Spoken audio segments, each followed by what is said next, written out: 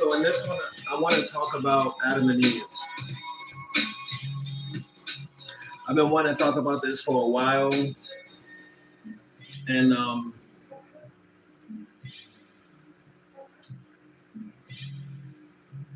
it's really something that's really been heavy on my mind lately. A lot of it has to do with the simple fact of like woke and like where it's been taken. And like I said in previous things like this, recent videos discussing situations about what's happening right now and my perspective and why I'm saying things now,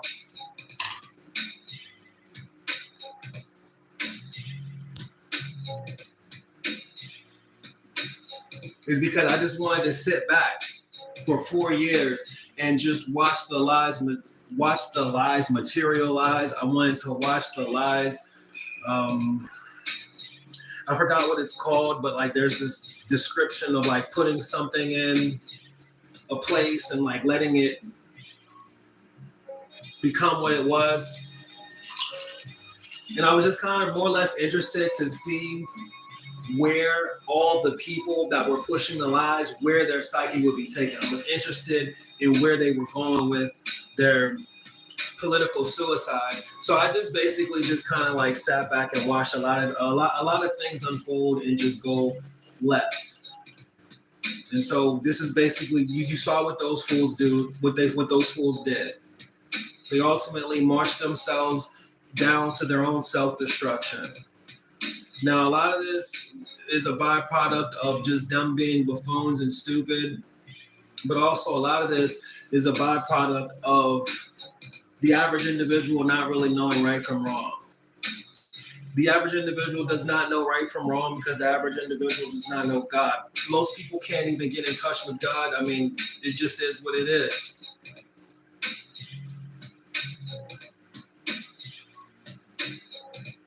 And so watching all these lies and stuff unfold, you know, I like to, what I'm doing right now is I'm just kind of starting from like the far outreaches of reality. You know, I just talked about woke, you know what I mean? Which was of DEI, which was me kind of like out of character and like getting more or less in the current events. But I'm more or less starting like way on the outside. That way, when I actually do really start putting things down and when I really do start putting things together, it won't seem like I'm just coming out the box with some wild stuff that people don't really understand. When I really explain what's actually going on in the world right now. But one thing that really kind of has the whole entire equation out of balance really is the fact of consciousness really being at an all-time low as a consequence of the avenues that people went down. So what I want to be talking to you about is just information that, if anything, the 5% need to know. And truly speaking, this is information that they've always known. I'm just kind of like, you know, doing my part.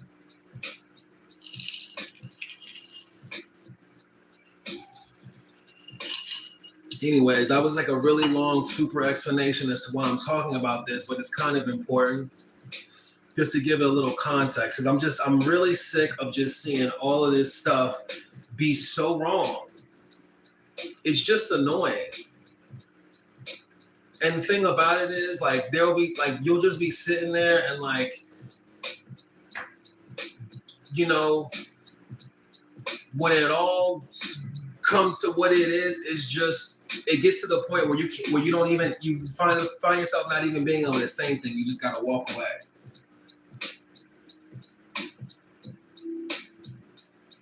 And so I walked away while they was doing all that BS over the past 4 years, and I let them have their little ride so I can watch them crash into a wall and burn. So now they can sit there, and now they can't say anything.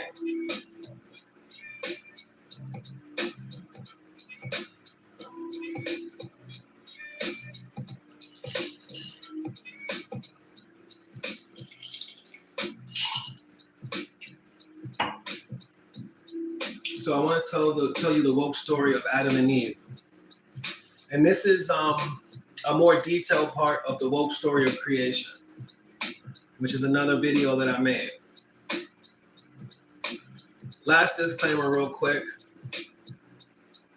I'm also making these videos so I can like watch them back, and then I can kind of like relax on the material, and then through relaxing on the material, I can put together a more professional, respectable piece. So these pieces are very much like rough drafts. A lot of the a lot of the information is not like directly referenceable, like off the top of my head and stuff like that, but they're just more or less things I just got to get out there so I can just keep kind of like moving forward. Because I'm not going to be sitting here, typing up an outline on my computer and like leaving it in storage. I mean, I do have a lot of videos like that now, but I don't really like, my fashion of doing this is not like to have everything written out into like a script so I can just sit here and then like read off a prompter or anything like that. So, yeah, the woke story of Adam and Eve. Before I get into this, I also wanted to correct one detail about the woke story of creation. And that's that one thing I said in the woke story of creation is I said that the image of Jesus Christ is Che Guevara. And that was actually like an on-the-fly error. What I really meant to say was Cesare Borgia. So the image of Jesus Christ that everyone knows, the most famous image of Jesus Christ is the image of Cesare Borgia. And that image was put into circulation long after Jesus had died. And it was also put into circulation as being the true face of Jesus. It was done in those times. Another thing that you also don't know about those times is that all images of Jesus that could have been, that were from those times, were destroyed. I think there's like one image of Jesus, and it's just like an image of like a black dude, and it's like really hard to determine anything. But all other images of Jesus, all other images of like biblical history, a lot of stuff over time has been destroyed. The most recent, like, crucial defilement of Jesus and God and all of that was done by the Nazis, and it was done under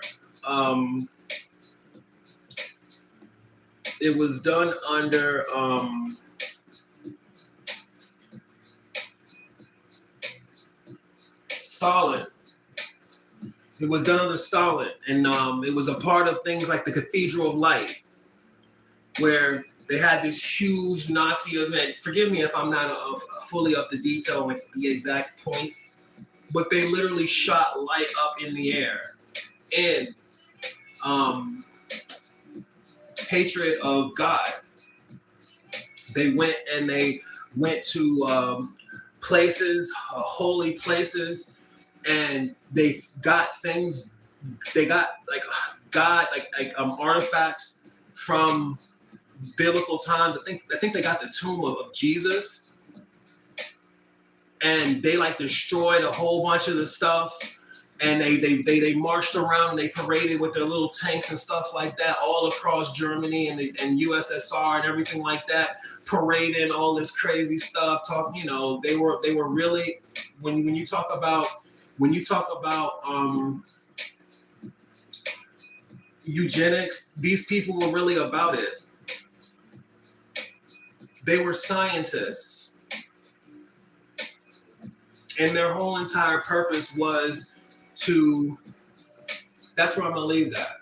I don't really want to kind of like go too far off. I just kind of want to leave it there because I know I'm just gonna recite things off the top of my head. They're not necessarily gonna be like entirely credible, and it's just gonna kind of more or less throw things off. Or better yet, they're not necessarily gonna be entirely accurate. So I just don't want to really like throw it off too much. But long story short, they put the tomb back. But that's just to say that a lot of like information about God and stuff like that was destroyed. a lot of stuff was destroyed because of hatred for God. Man hates God. If you read the Bible, man, the Homo sapien hates God. And the godless man naturally will do whatever it takes to prove that they're God. Like this is like the, I think it's called, what is it called? In rebellion, that's what it's called, rebellion. Out of rebellion, a lot of stuff has been destroyed. So there is the woke story, and then there is what you have in your history books. So for example, when you talk about things like the discovery of the United States of America, when you talk about things like great explorers like Christopher Columbus, the history books will teach you that Christopher Columbus was the first one to discover America, but the woke reality was that it was a black man that was the first one to discover America. The history will tell you that the Native Americans and Pilgrims established peace, and it'll tell you different things about how the Native Americans were like ultimately brought into extinction. The reality is a lot worse. History will teach you things about slavery and kind of make it seem like, it'll keep out a lot of the satanic, demonic things in regards to slavery, such as the sacrificing of slaves in rebellion to God. I mean, right now, one thing that people like to talk about in the industry is all of these sacrifices. These things were being done. Okay, so they won't tell you about that part. That part is glazed over, but they will kind of like, give you what it is that you have. So this is kind of like the situation when it comes to like every aspect of the Bible. And so what you will find, if you still can find it, because one of the recent initiatives they had was to destroy Black history. They really want to kind of like really tear history up right now. If you can find it, what you will find in history is you will find like details and aspects that will like co-align with like a lot of things, and it will literally, at some point like you'll realize like things like Noah's Ark, you know what I mean? You'll look at things like the tombstones, you'll run into Babylon, you'll run into I believe the dude's name was Baal. You're running into all these things of history, and by running to these things of history, this is kind of like how you end up. This is how you kind of end up understanding everything that's going on. You really will come into woke understanding. A dude wrote a comment talking about Adam is an alien.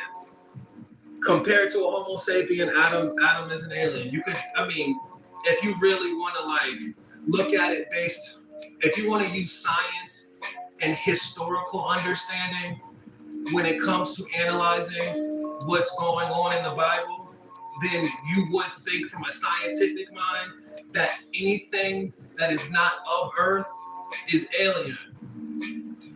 Do you understand? So this is another thing that we got. Some people, this is the first time Adam's an alien. So in this one, what I want to do is, unlike the woke story of creation, where I kind of just like went through like the entire timeline, I want to focus on Adam and Eve specifically, because there's a lot of stuff that will make you woke, and what it will do is it'll kind of give you like basic framework to really understand just about everything. It's interesting because the more woke you become, the more truth you know, the easier it is to see deception. And so, like I said, the 4 years I've been quiet enough. So, we're just getting warmed up right now. But I want to talk about the story of Adam and Eve. So basically, Adam and Eve. Adam was the first man made by God. He was placed in the Garden of Eden. I'm gonna check that comment in a second. I can't be distracted right now. I gotta get to this. Adam was the first man created by God. He was placed in the Garden of Eden. Now, at the time, you had God, all right? And you had Lucifer, all right? And then you had hundreds and thousands of angels. All right, this is when God is, making the earth and doing all this stuff. Now, at the time that Adam was made, Lucifer was, I believe he was the second in command or something. The way that it's made now, they make him seem like he was really up there. He was cool, put it that way. And he was jealous. He was jealous of Adam. And he was just like, and God made Adam in his image, and God favored Adam. It was his greatest creation. And so he favored Adam. And Adam and Lucifer was jealous. He was just like, what is up with this? Like, what's up with these people? Like, why do you care about them so much? They're dumb. They're nothing. They don't care about you. They don't know anything. This is what Satan was saying. So just that, Adam was there. He had the Garden of Eden, and the Garden of Eden was a magical place relative to what we know now. Adam was able to talk to the animals. Adam was able to talk to the trees. And Adam was able to live in absolute peace. It was virtually heaven on earth relative to what you know now. A good way that you can kind of get an idea of Adam and Eve is if you take video and you put a vibrance filter on it. You use a vibrance filter. Up the vibrance. What it will do is it will give you a sense of just basic reality for Adam. And so Adam just lived, freely, absolutely freely in this garden of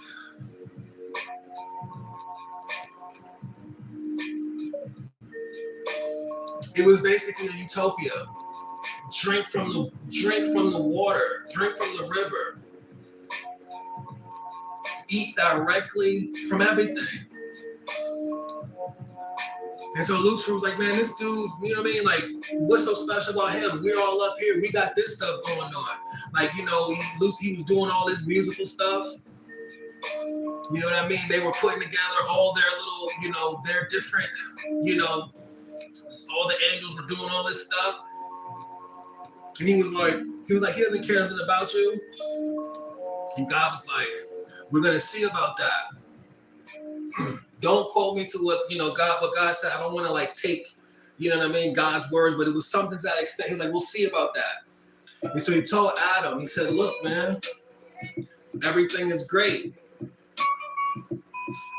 But this tree right here, you can't deal with this. My only rule is that you do not deal with the apple. Do not eat the apple from this tree. That's it. And so Adam was just like, all right, cool. But he said, it's just kind of lonely. You know what I mean? Like, I don't know. For some reason, he felt alone. I guess he felt like just him and God, you know what I mean? And all the vibe, it wasn't, he wanted someone to relate to. So one day, God was like, all right, cool. From Adam, he took out a rib and he made Eve. And Eve was Adam's wife. Now, at this time, they don't really know much. They have the spirit of animals. Animals also kind of, one thing about animals is like, they live, they die, but they all kind of do the same thing. They may be cruel to an extent, but for the most part, they live in peace. And the most part, animals live in peace and tranquility. So they had this. So everything was smooth.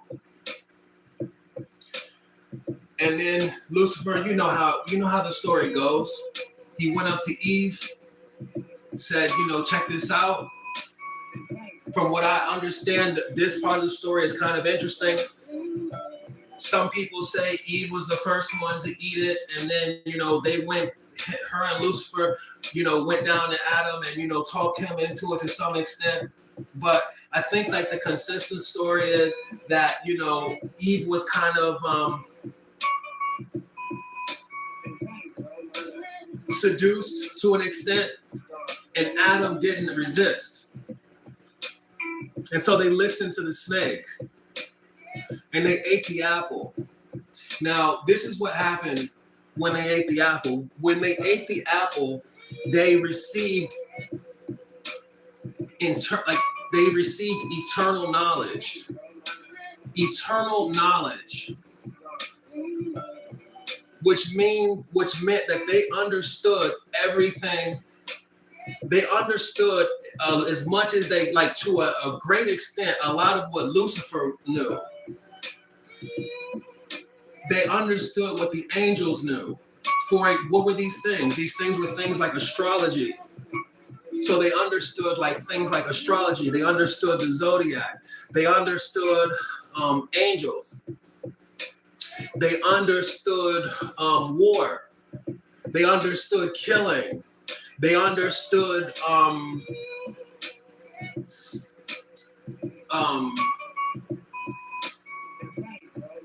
fornication. They understood humiliation. A way that you can kind of put things in the context relative, a way that you can really understand it is that they understood the dark arts.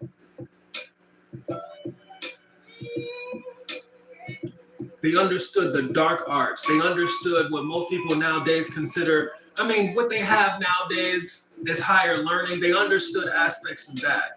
What are some aspects of the dark arts? What are some aspects of higher learning? Well, they're just dark, harsh realities about aspects of manipulation, aspects of society.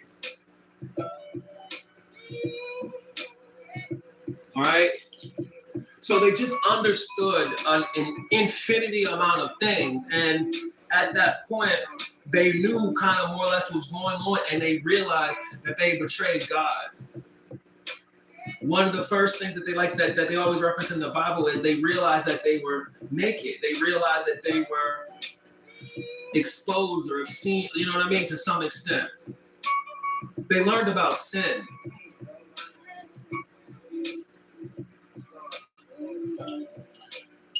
And so it's interesting because God is really interesting.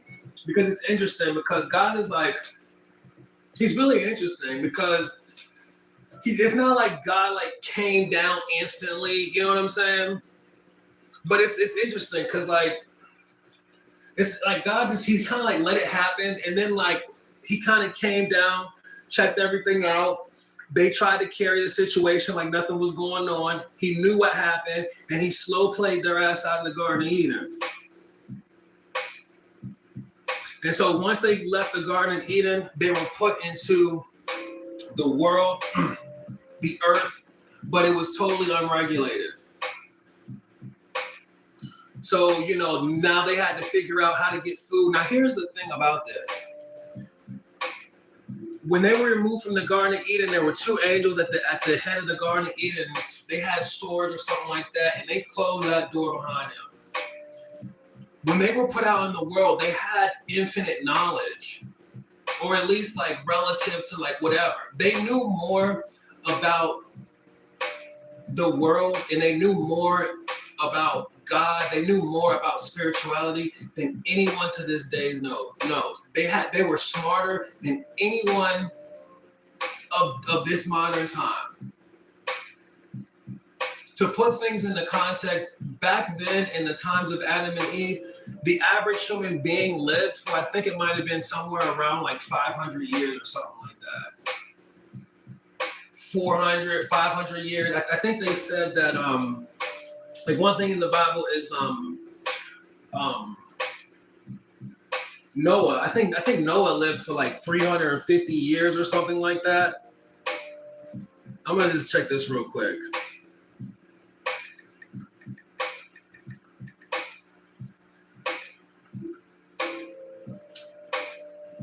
Yeah, so Noah was 950 years old. So he was 950 years old. I think Moses was like 300 years old. It's kind of hilarious. But the reason that they were able to live so long was because they had pure genetics of God.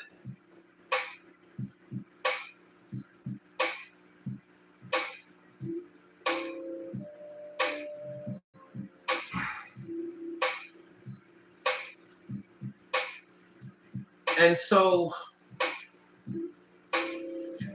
these Adam and Eve, they lived for like a crazy amount of time. Now, in the Bible, it doesn't really tell you what happened after that. It just kind of like goes off, and the next thing you know is Babylon. But before, bear with me with this, Adam and Eve made an empire.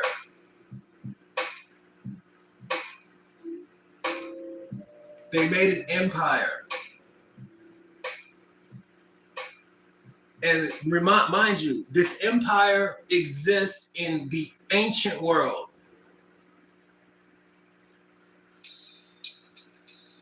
I'm talking about, you may think you know what the ancient world is, but unless you actually look at like history and really like rack your brain, you really don't really know.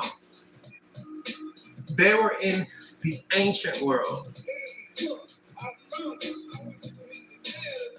And in this time, they were doing all types of wild stuff.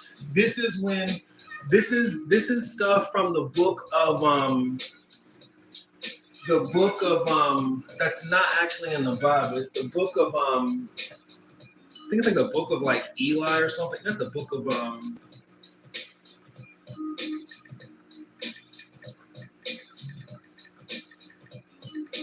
Enoch. So this is stuff from Enoch.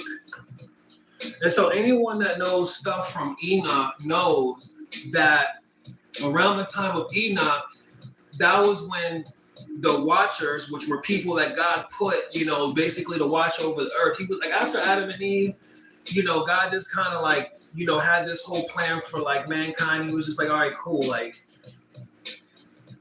we're just going to do it this way now. So he had the Watchers. The Watchers were other angels, similar like Lucifer. They were like Lucifer's friends. They had their choir. They were praising God all the time. And he was just like, hold it down, make sure everybody, whatever, they were just trying to basically hold it down. And he told the Watchers, he was like, all right, Lucifer, let me know that these people are going to betray me. He said, all right, Watchers, you have one rule. Leave the people alone. Don't touch these people.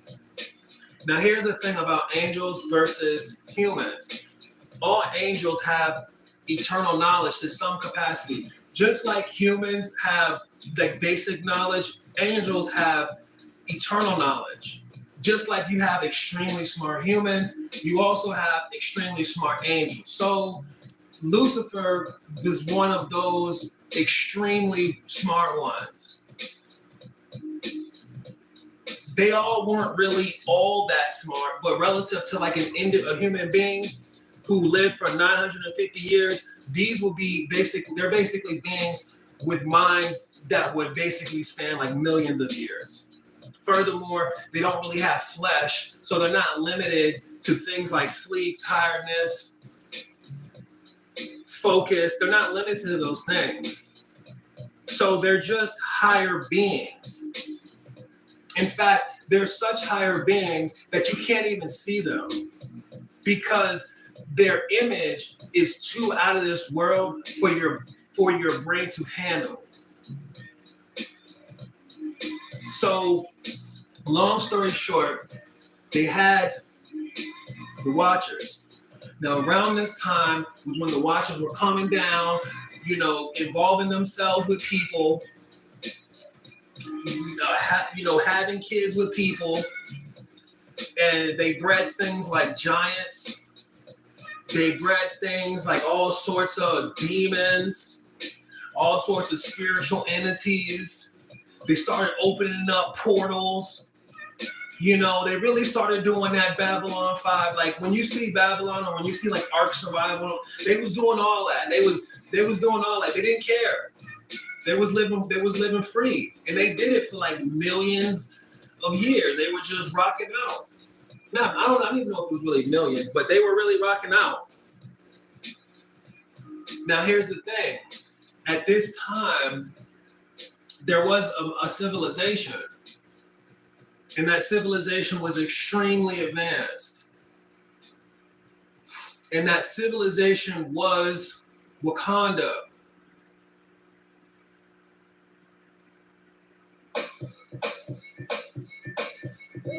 The civilization was Wakanda.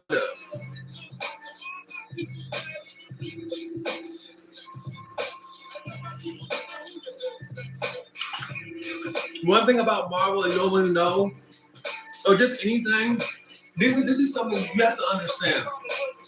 One thing about Marvel that you don't know is how much their writing is influenced by reality. You may see X-Men. You may see Silent Wars, Secret Wars. You may see the Infinity Stone. You can translate, you may see Sentinels. They're going to call them G-Men. What happened before X-Men really took off? Do you know what world event happened before X-Men took off? See, I might get back to that. But I just say all that to say that Wakanda is based, a lot of writing is based on aspects of history and spirituality. Now, the thing about Wakanda is that Wakanda actually is in history. Because when you comb your history, especially when you start coming around the time like Enoch and stuff like that, the one part about history that kind of comes to mind is the African Empire that had streets paved with gold. And they had work, they had electricity. They had a working sewage system. These are all things that changed the modern world that we know. After the flood, these are all things that really define the world that we know. They had all of those things. They had plants, they had weapons, everything that you see somewhat in Wakanda, you can imagine is what they had. They had this way before, during the times of Enoch. That's the reason why it exists the way it does, and you can't really like correlate it to anything. So they had all these things. And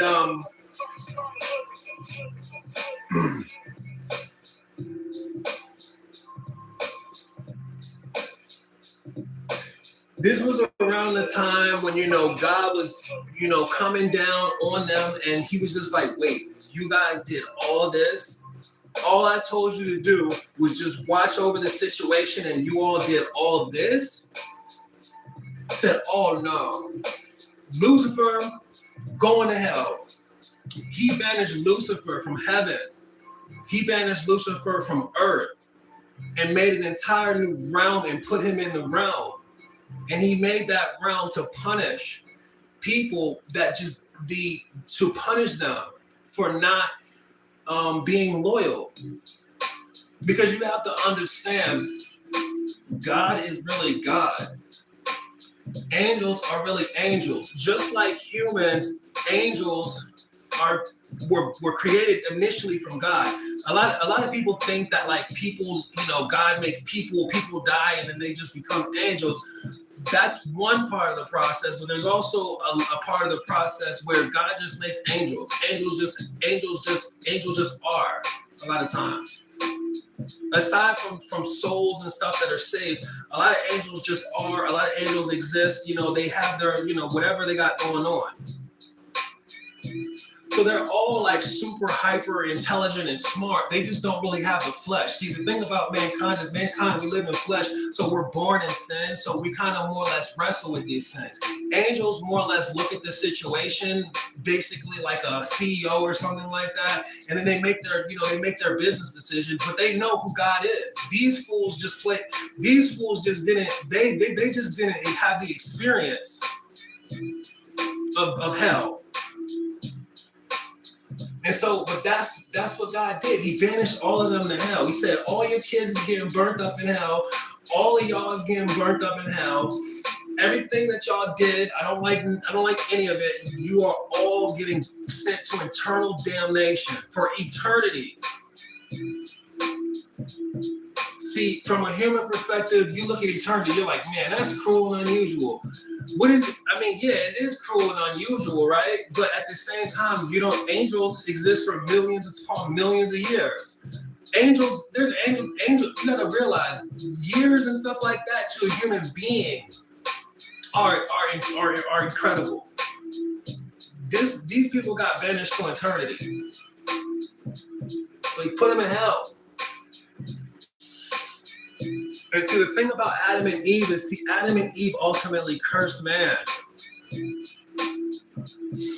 And so basically what happened at these times is the people back then, they were doing all types of alchemy. They were doing all these things.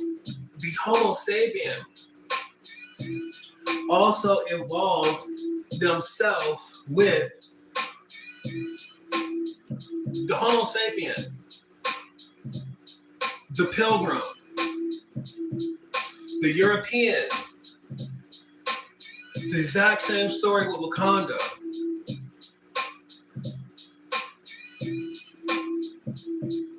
Came over there, the Homo sapiens started engaging with them. See, now this is the thing. The civilization is godless.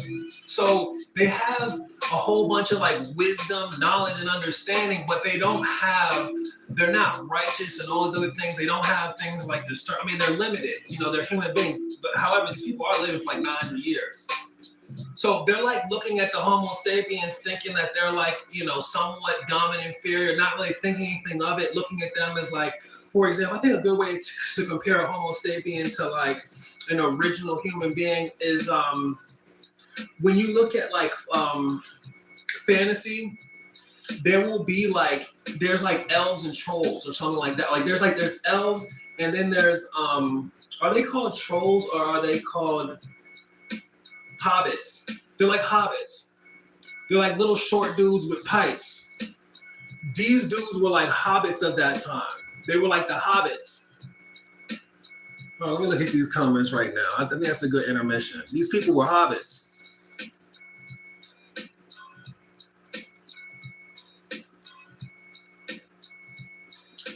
God created man and woman.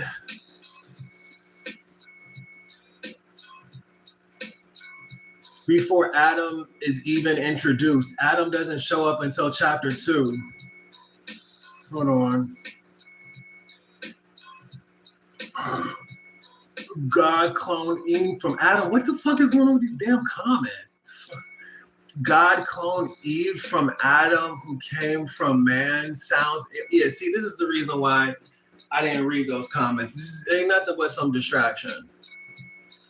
I appreciate them, though. But at the end of the day, you're going to have to look at the Bible. You're going to have to look at some history. And you're going to have to be able to actually explain what you said. What I'm saying can be found throughout your research. You'll do your research. You're going to find the same thing. This is the reason behind woke. This is also the reason behind a lot of the catastrophe that's going on right now. Some people call it stupidity.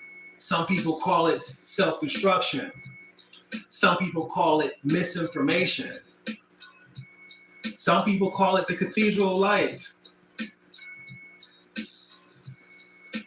I'm giving you the woke story of creation. From the woke story of creation, all things are supported.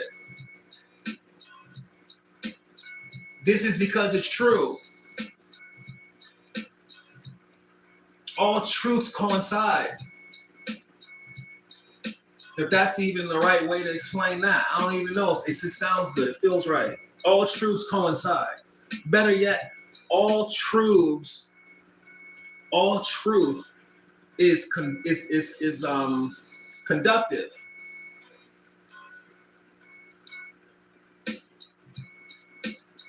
This is the truth.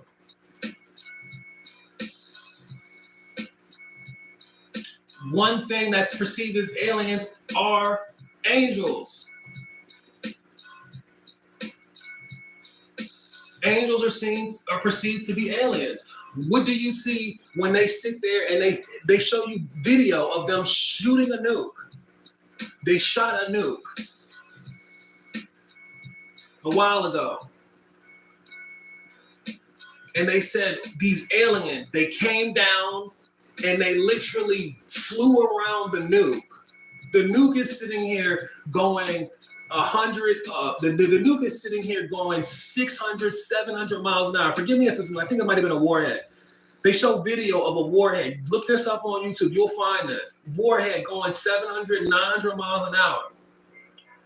And they said an alien disabled the warhead. And they will show you a ball run around the warhead like this without having any sort of restriction of gravity, without having any sort of restriction of G-force, without having any deformation at all. And disabled it. And disappeared. So that's your alien right there. And yeah, that's the level of magnitude of a spiritual being, regardless of what it is. Believe demons exist. Satan is real. Believe that. This is one thing they sitting over here. They you know what I mean? They sitting there, they got you thinking Satan is something that needs to be shared with the kids. Right now, they got you thinking Satan is something that is just, you know, they got a club in school called Satan Club. I just finished watching a documentary about how these child molesters die in prison. And if you want to see the face of Satan, all you have to do is look at pictures of them. Look at pictures of them. And they will look like things out of horror movies. And it's not a coincidence. It's not a fashion. It is their spirit. It's their spirit that manifests in their appearance, that manifests in their face. And what is their spirit? Their spirit is demonic. This is real. Hell raising is a thing. You can call them aliens if that's what you want to call them.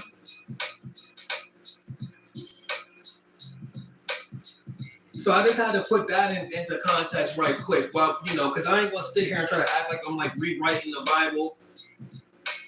God cloned. God ain't no damn human being.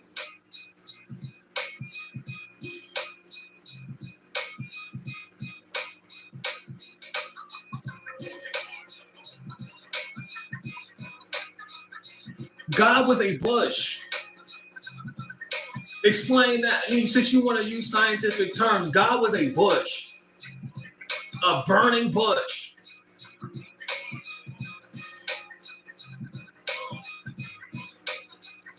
Didn't clone anything.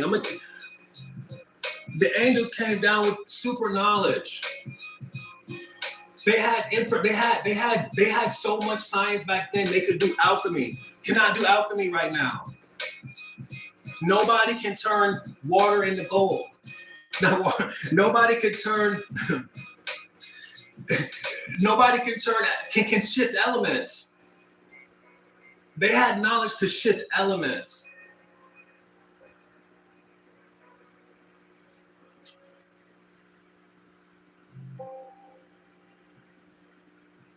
the ability of travel. You know, they were opening portals.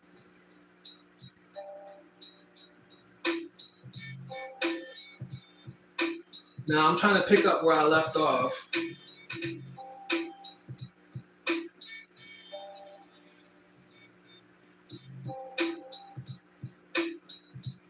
So yeah, gosh, I really wish I knew exactly the sentence left off on, because I thought that was a really good point to leave off on.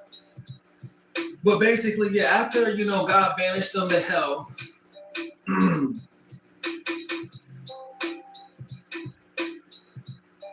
Oh yeah, the Homo sapiens, they were like hobbits. So if you look at like Lord of the Rings, they got like Ganondorf. Ganondorf is that big huge wizard dude, and then they got the Hobbit. Matter of fact, they have a book called The Hobbit.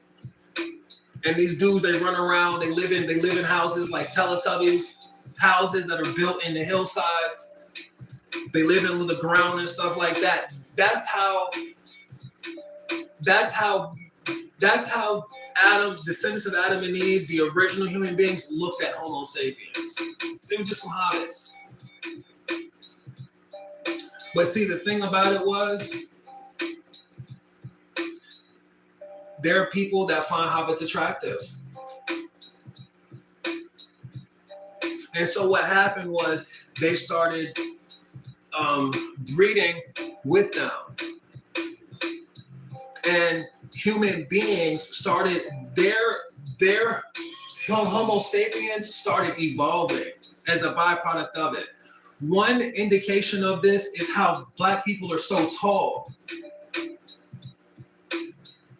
The original man was huge. They were like 7 feet tall. They were like giants relative to what we were. That's the time when giants roamed the earth. Why were they giants? Because the angels came down,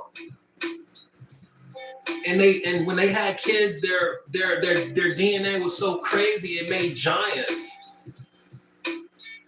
So the original human being was like huge. They were tall. These people were like hobbits. The Homo sapien was like a hobbit. They had kids, and the Homo sapiens evolved.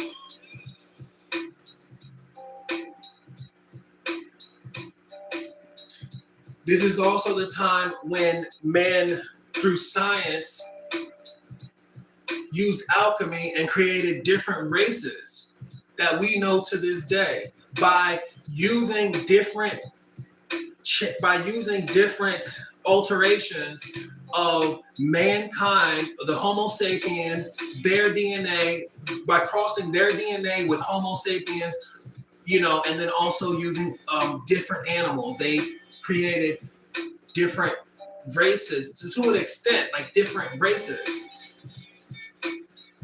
At least that's how you would know them, as different races, but they really made different strains of humanity. So like right now, you know, one thing that you all know that I do, you know, I got these little plants or whatever. This right here is sour diesel. This is a strain of cannabis. This right here is thin mint. 2 different strains. This is what they did with human beings. They knew how to do, speaking of cloning, they knew how to do all that cloning and stuff like that. But see, this, and I'm gonna get to why, you know, perceiving God as someone to clone and stuff like that is totally wrong. Because like I said, all truths coincide. The fact that they were tall is real. Black people tall. As a matter of fact, the Moors, this is like around the time of like things like this. Like those were like byproducts of things like this. Things that are like, you know, anyways.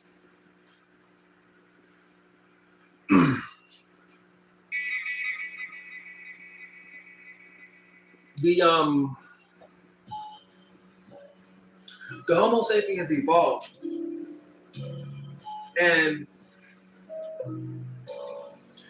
once they evolved, they learned and stuff like that. You had people like, you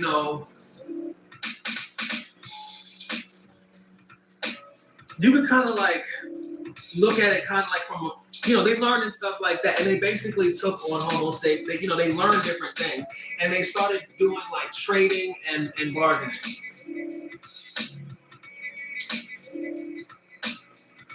They developed things like currency, and so what they started doing was they involved themselves with the people. They were like, look, we got this, and they started running errands. And then somewhere along the way in the timeline, the internal kingdom that was developed, that Wakanda, it started to crumble from within. This is the curse.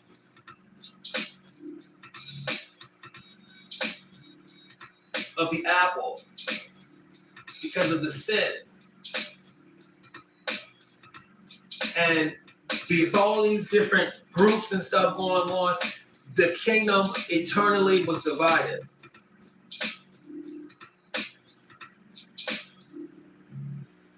And through what the Homo sapiens were doing, they started slavery.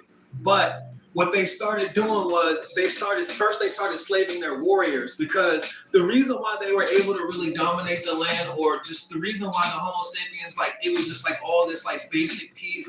The Homo sapiens, like, they couldn't compete with them. Like, physically, they were like hobbits. They would just get trampled. Similar to what it is this day. They would just get trampled. So what happened was, the kingdoms, that were established, the first kingdoms that were established, what they did was they were like, all right, cool, like, you guys want to do this or you guys want to do that, here are some warriors. So they started bargaining for the warriors. And so they created like these little like militias, the warriors. Here are the warriors. So they started giving them warriors. Then, once they started, doing what they were doing, this is when the typical historical story of being destroyed by Homo sapiens transpired. They start to feud over different things, and then before you know it, they start turning on one another, and they started at a internal war, which ultimately destroyed the kingdom from the outside in. So the weaker, like the less central people from the outside came in and tore it down. And then it stood divided. And this is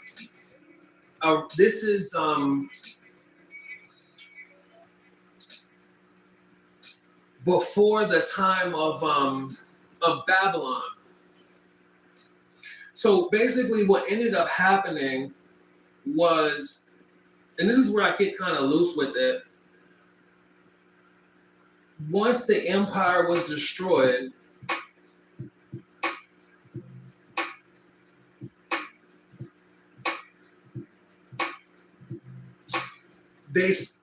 once the empire was destroyed, the empire was destroyed and it became savage.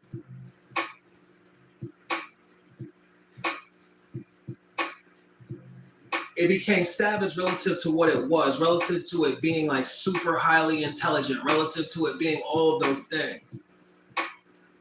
And so at that point, there was there was like some like shifts in like Earth to some capacity.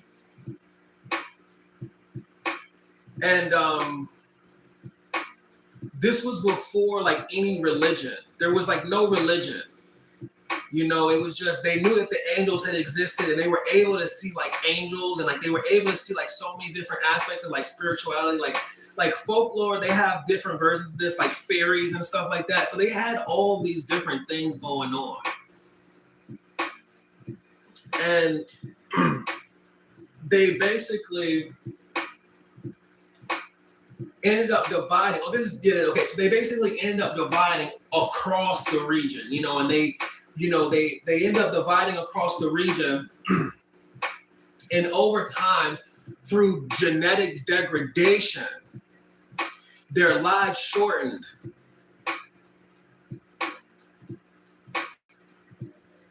They started dying sooner. Like they no longer live 900 years. Now they starting to live, I don't even know. Let me see something. Let me see how old Moses was. Because Moses was after Noah.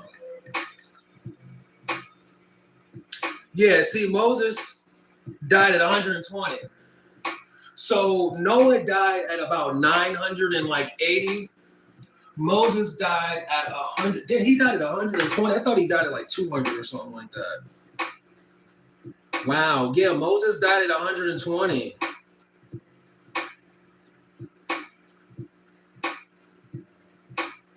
Wow, it says he was 120. Yeah, so Moses died at about 120.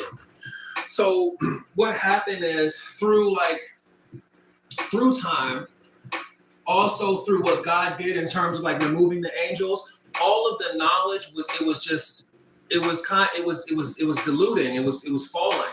You know what I mean? It was just coming down. They still knew about things, but if they were not on the same level as they were when they were super intelligent,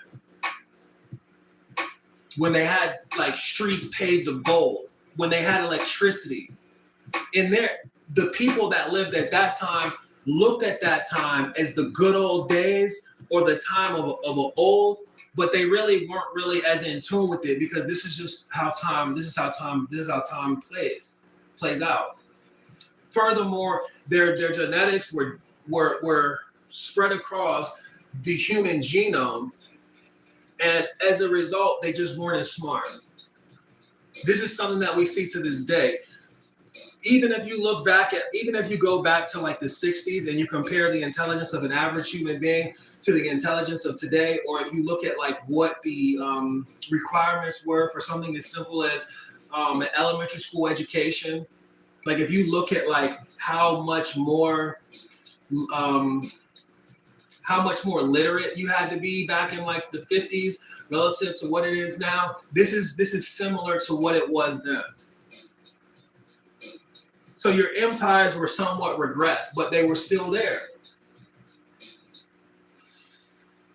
Now, at this time, this is the time of Sodom. I believe Sodom and Gomorrah. I believe Sodom and Gomorrah. I'm pretty sure it's Sodom and Gomorrah. But then again, is it Sodom and Gomorrah or was that Babylon? See, I get them kind of mixed up. I get them mixed up. Hold on. I gotta figure out which one was first.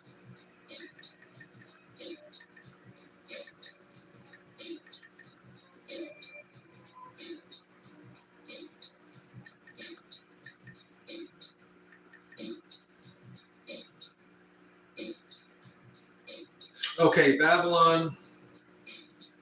Okay, so yeah. So basically what happened was,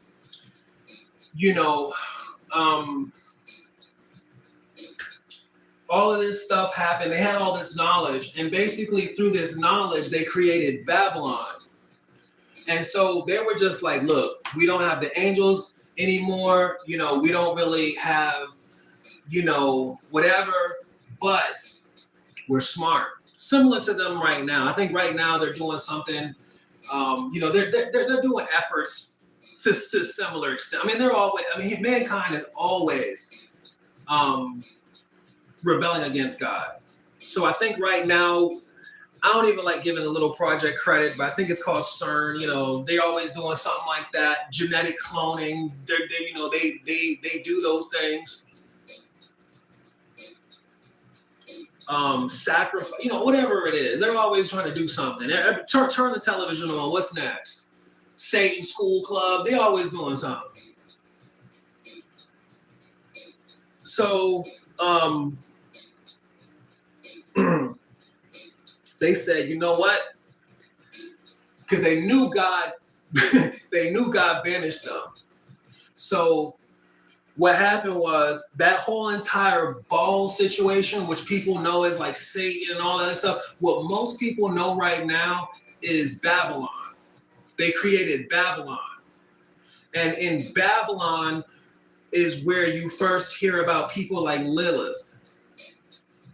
All right. And this is going to be somewhat of your more like, for sake of modern coolness, we'll just say foundational Jezebel. So Lilith was a really wicked woman, and she killed her first husband, had kids. She killed the king. She killed the king of I believe it was the Mesopotamia, whatever kingdom or whatever they had going on down there. She killed him. And then her son was the next one up to be king, and she married him, and she had kids, and they put Baal in place. They worshiped Satan. They did all of those things that people know today to be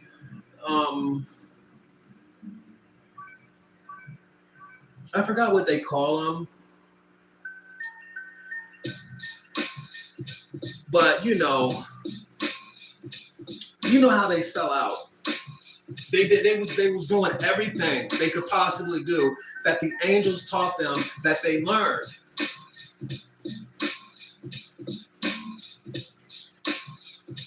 And they said, if we are going to be banished from heaven, then we're going to build a tower and we're going to walk into heaven. These people were dumb.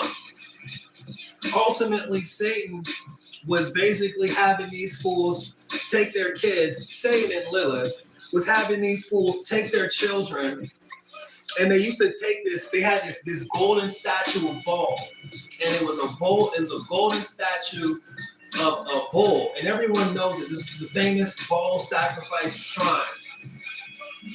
It's a golden bull with the hands like this.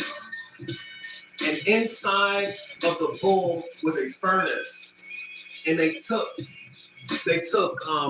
coals and they lit the flame until the bull was scorching hot, like a skillet. And the way that you sacrifice the way that they made sacrifices for their freedom, the way that they made sacrifices for their prosperity, the way that they made sacrifices for their life was putting things to burn on the idol. They had to kill it. That was before Jesus died. So if they needed to do anything spiritual, everything required sacrifice. Everything, and if you really needed to do something, it's going to require blood, especially if you want it to really happen. This is called witchcraft. And the one thing that they was really on when it came to really needing to get things done is they needed to have the purest blood. They needed to have the purest sacrifice. And so what do they sacrifice? They sacrificed infants, children, onto the hands of these scorching hands of this bull. And they put the child onto the hands, and the child would scream and be incinerated. And that was considered to be a sacrifice. To this day, it still is the same thing. They do it they're doing it to this day. This is what it's about.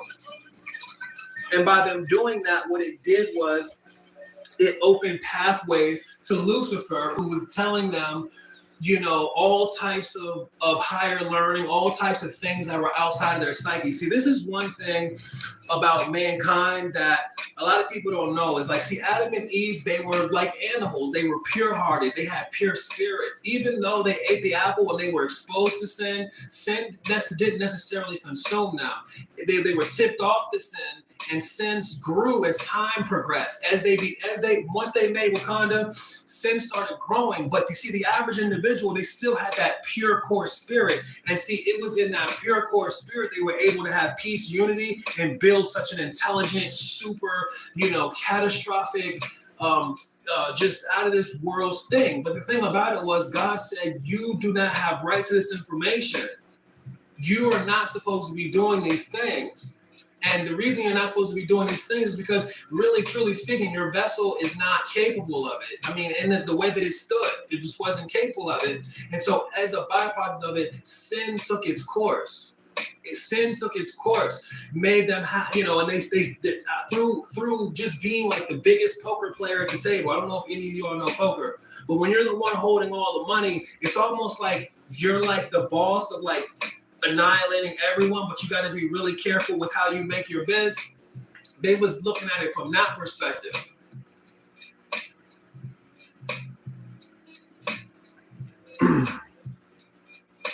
They were holding all the chips. And see, because they were holding all the chips, but they didn't have any knowledge of God, they didn't have access to God, they didn't have the righteousness to sustain the peace that Adam and Eve had to sustain their nation. This is the reason why they ultimately imploded. This is really the story. This is really the story. This is really the story. So once Babylon was created, and these fools, they were just dumber. They were degraded. They said, man, we got to get this knowledge. And so what happened was they were like, we got to talk to the angels. Y'all want to call them aliens? We got to talk to the aliens. And they were just like, how do you get them here? And so what they did was what they do is, the way that they attract demons is by committing atrocities. They commit atrocities in an effort to throw off the spiritual realm. For example, like angels and stuff like that are always watching. They're always doing things. They're always like tilting the scales depending on what's going on, who's where, and what's happening. Because Jesus died for man. So aside from that, this is the time of Babylon. They're still doing similar things, except what they're doing is giving them a direct portal to hell. And so one of the greatest sacrifices was a child, because it was like considered to be a pure sacrifice. It's the most wicked, most satanic thing you could do is to sacrifice a child. This is the reason why, if you really want to see Satan, all you have to do is look at pictures of these child molesters and just look at their face. Look at pictures of these school shooters and look at their face. They're not all like, oh, because we're bad, we're going to look like this. This is a manifestation of their spirit in their physical bodies. And depending on how hard they really go with their sacrifices and stuff like that, their atrocities, their light and access to God is diminished. And they're put in doom and damnation. This is the reason why they look the way they look. They have the energy that they have. This is what's going on. Lilith was up there. See, now this is one thing about those ancient times too, is just like people naturally had like more of an innate good sense, the wicked and evilness was very much there to the fullest if they were high enough in the scale, if they were high enough in the frame of things, if they actually knew about higher learning, or they knew what people before knew. And so these fools was over here burning up kids and stuff like that. And Satan was like, look, don't worry about it. All you got to do is build a tower. Don't even worry about it. Satan was like, don't even worry about it. God is up there. I got that covered. Satan said, God is up there. I got something for that. Like that dude tried to, yeah. And the dude was, God, Satan was like, oh, I got something for that. I got something for him. Don't worry about that. All you got to do is just walk up. All you got to do is just walk to the door. So these fools really went out. This is where like all of Satan as you know it is totally formed. The devil, all this stuff. They're burning kids. Satan is giving them bars. Like, yeah, do this, do that, do this. Yeah. They're all like, oh, yeah. Meanwhile, Satan is in hell getting tore up. So he's sitting here looking at these people. He never liked mankind. He always looked at them as being inferior. He always had an elitist perspective. He looked at them as being rats, being unworthy of God. And so, you know, he had been alive for millions of years. He was able to trash through Adam. These people right here, they ain't on nothing. This is easy. He got these fools literally building a tower. These fools literally built a tower. And they really tried to build some steps. And these fools got so high up in the air. By the time they got so high up in the air, they couldn't even travel. They just felt dumb. And God was like, y'all did all this to try to walk into heaven. And see, God didn't do any cloning. He didn't do any spraying of the sky. He didn't do any weather generation. He didn't do any science. What he did was he just basically said, all right, now none of you understand one another, and you're even more hopeless than what you were before.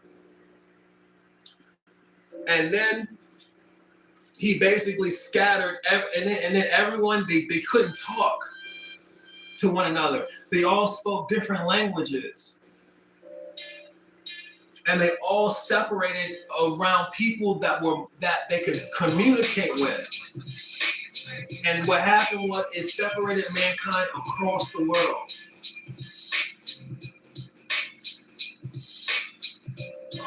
Now, forgive me, like if my timing of things is off in terms of Babylon and the flood and stuff like that, because there's this point in history, the flood is it's just a point in history. There's certain pillars of history, like Noah's Ark and the flood, because these are times that change the context of the world. They change, these are times when God brings down judgment on the world. Now, see, I believe after this time, mankind went all these places, and then they made this place called Sodom and Gomorrah, or something along the lines of that. It's called Sodom and Gomorrah. I'm not sure. I gotta do my research. Don't quote me on this. But he basically made mankind made this. They were like, all right, cool, whatever. God was doing whatever they're doing. Meanwhile, you gotta realize, generation after generation, things are changing. So man said, all right, we gonna do what we want to do. And so they made Sodom and Gomorrah. Hold on, man. I think they said Sodom was.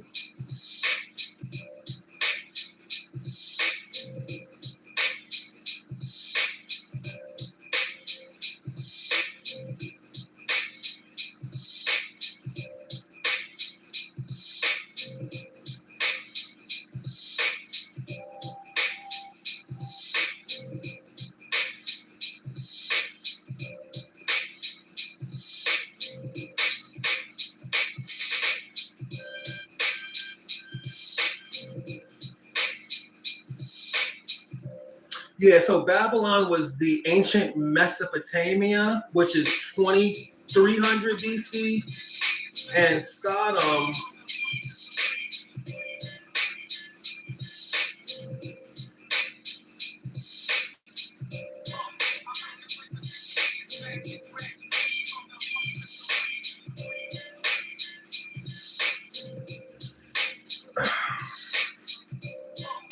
yeah, I believe Sodom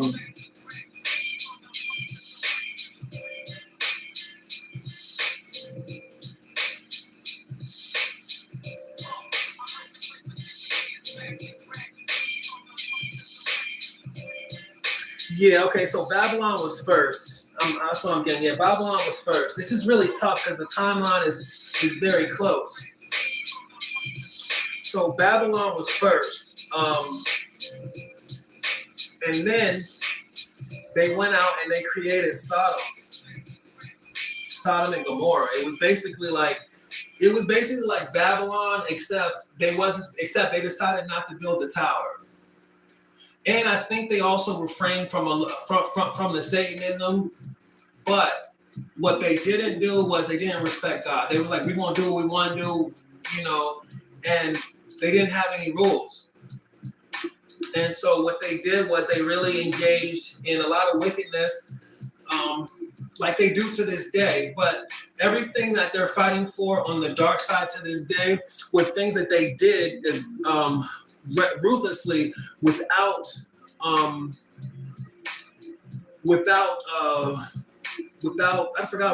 any form of guilt. So they engaged children.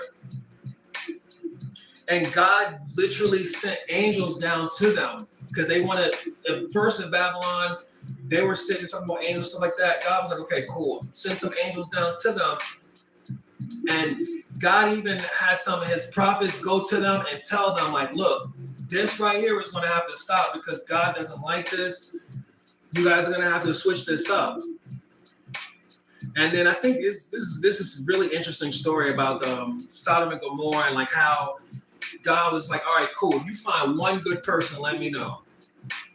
Other than that, just make sure you put this on your door and like you could be safer. So it was something to that extent. And the angels went around and they couldn't find one good person. So God was like, all right, cool. I got something. God was like, all right, cool. I got something planned for them. And everybody died. He killed everybody. Everybody died in the most ridiculous fashion. Everyone got trashed. Everyone got burned. Everyone went down. Straight out of the sky. They just went down. Everyone.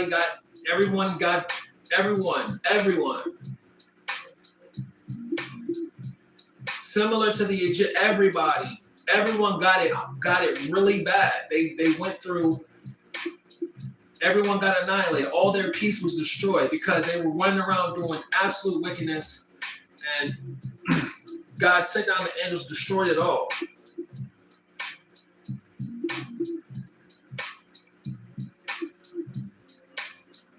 And then after that,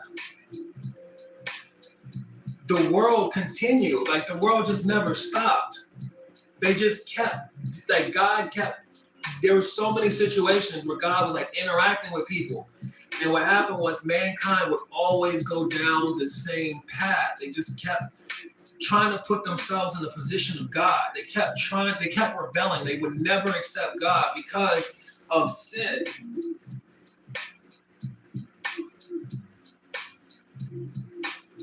And what the sin really did to them was it made them ultimately, what happens is they ultimately become envious of God. Similar to Lucifer. They all take on the same Luciferian path to where they become envious of God and they want to be God themselves. And they don't want to listen to God because if they listen to God, then they can't do what it is that they want to do. They want to do things that fulfill them in the moment.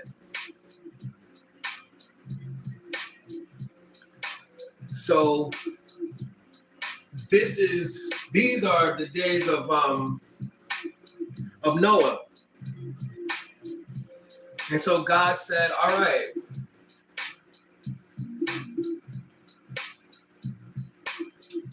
I'm sick of these people. They're all going to die. Make a boat, and when you're done, let me know. And so what happened was, you know what happened. There was the flood. Now, here's the thing. People around the world knew what Noah was doing.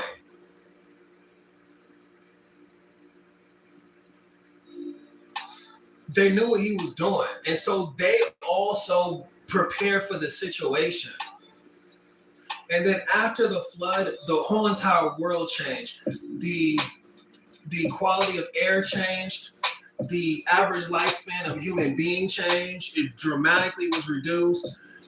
All of like the vibrance and the beauty of like the previous world, all of like the ease of living was now replaced with things like pestilence, disease, misfortune, and darkness. The world was changed. It was just changed. It was way less than what it was. Similar to how Adam and Eve were removed from the Garden of Eden and placed into the world was removed from a state of peace, tranquility, and innate vibrance. Like that vibrance was then once again reduced after the flood. After the flood, you have the world, and this is where you have the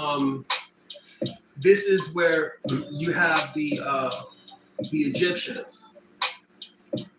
You have the Persians. You have the modern world that we know to this day. We have all of that history that took place. But one thing about the story of Adam and Eve and why it's really important is because the original people of God still existed through it all. They still lived through it all. And when the flood, after the flood, they went back. They still occupied the same land.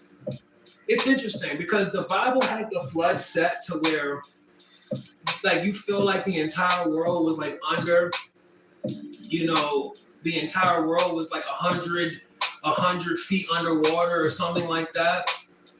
But a lot of them were able to survive.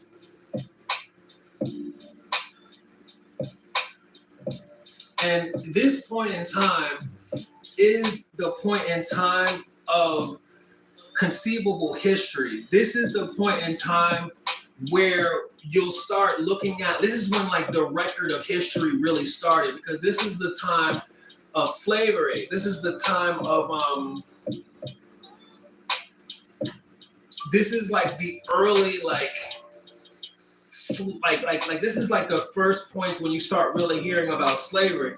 But this is also around the time when God made Jesus. This is why God made Jesus, because God was like, I'm tired. God was like, these fools.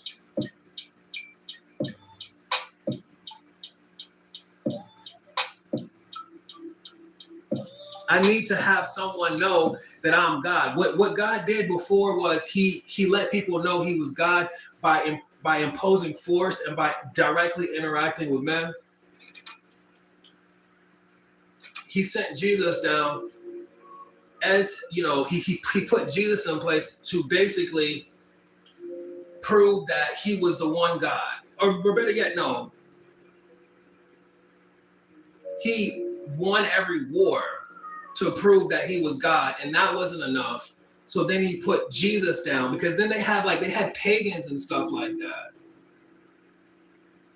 Like they were like taking on God, but they weren't really like taking on God.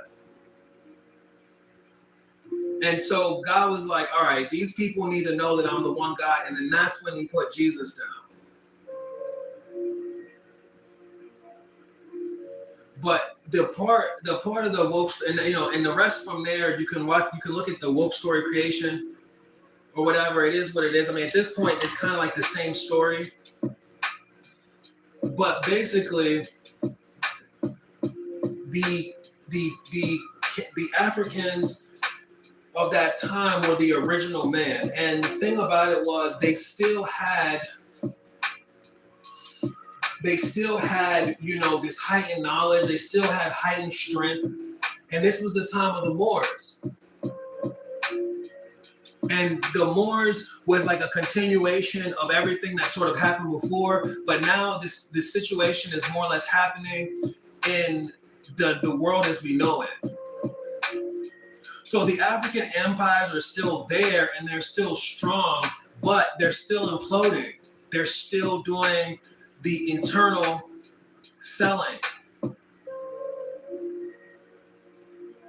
And the people, to put things into context, the people, the tallest, strongest people of that time were the people that ruled over the world. This was when Africa, more or less, this was like when Africa was already fallen under slavery.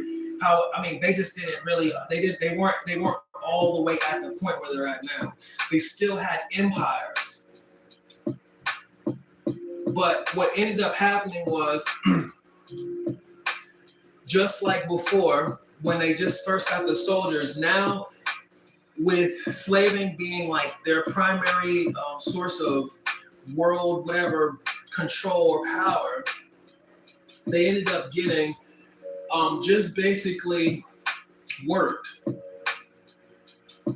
At first, they started off, it was a deal, it was an agreement that, they had a certain rate, they had a certain quota, they had a certain level of control. Things were, I guess, however they were, but it was understood that their decisions were poor. Similar to like the Native Americans. It was almost as if something about the trade, it was never really right. They were trading gold in exchange for women. They were trading gold in exchange for tobacco. Not really, but you know what I mean. The same thing happened to the Native Americans. And this is in history during that time. That's what they were doing. Also, during that time, this is when America was discovered by a black man, South America. I think he landed in South America.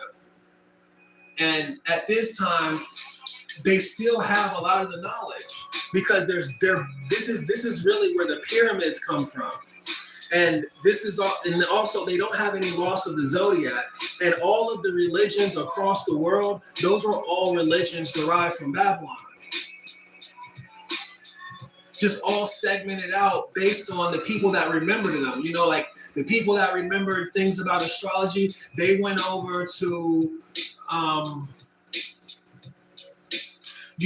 make the zodiac and stuff like that. They were people that were involved, they were like, there were people that remembered that, and they created a whole entire religion, with astrology as a part of it. I think it's Hinduism to some extent. Those that knew about, certain aspects of like deep thought and stuff like that, those people became, those were people that were like meditating and stuff like that. Basically, long story short, or just to get to the point, the people that were able to establish kingdoms in Africa were the people that were descendants of Adam because they had the intelligence. However, during the slave times, it got to a point where the tide started tilting when the trade didn't really add up. Because ultimately you can trade things, but if you don't know like the value of them, then eventually you'll lose value. And then just through the economic system of the old world, you lose power. You sit out here, and especially if you trade human capital, you just make it possible for people to war and feud against you. And so one thing that they were doing was they started bucking the system and saying, okay, these people are doing 30 human beings for 100,000 gold shields. This group of savages can get me 100 on the low end for a quarter of that. And so what happened was they started going around Africa, because you see the trade routes, and they started speaking to different people working different deals.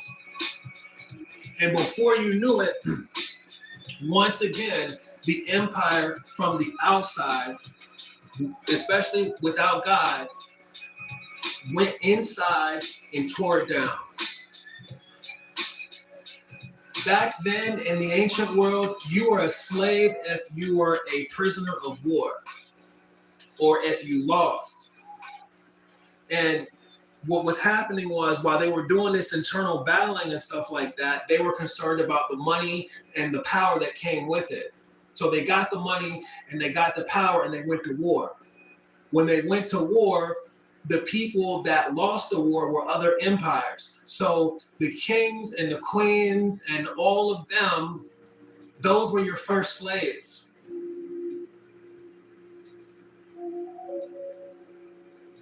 Those were your first slaves. And those slaves were used to build the new world order at the time, which was, I think, which was the Egyptians. And those were the people that God said that he wanted to be free. Those are the people that he wanted Moses to free. And those were the kings and queens of Africa. They were the original slaves. They were the original Israelites.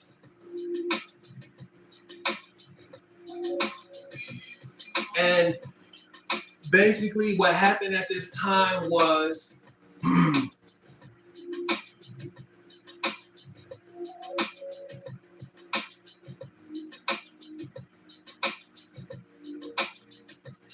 they were put in Egypt. And then God was just like, and you know what, actually, I'll take it back. I think, I believe Jesus might have been, was Jesus even after Moses? I don't even know. I believe it. I think Jesus was after Moses. Hold on. See, this is the reason why this is the reason why this is a draft.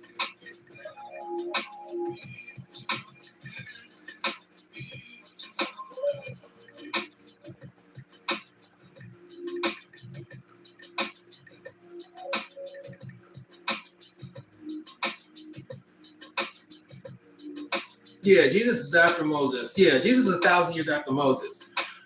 So basically, at this time, those were the slaves that built the pyramids, were the Israelites. And so if you look at the Egyptian hieroglyphics, they were all black, because they were all from Africa. And they were the kings and the queens of the people from Africa. But guess what? The reason why they were the best slaves is because of how big, tall, and strong they were. They tried everybody at the time during the old world. Slaving was like the only like in the old world, slaving was like having a bank account. So like nowadays you have a bank account, and like let's say for example you have like $1,000 in your bank account.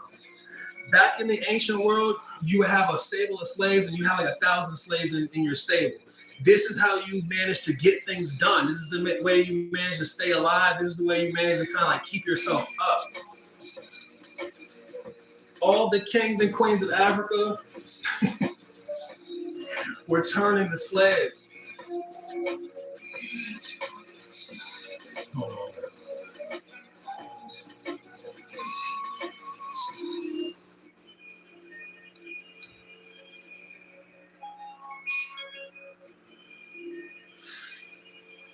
They were turning to slaves, and they built their pyramid on their strength. They built their pyramid like the NFL.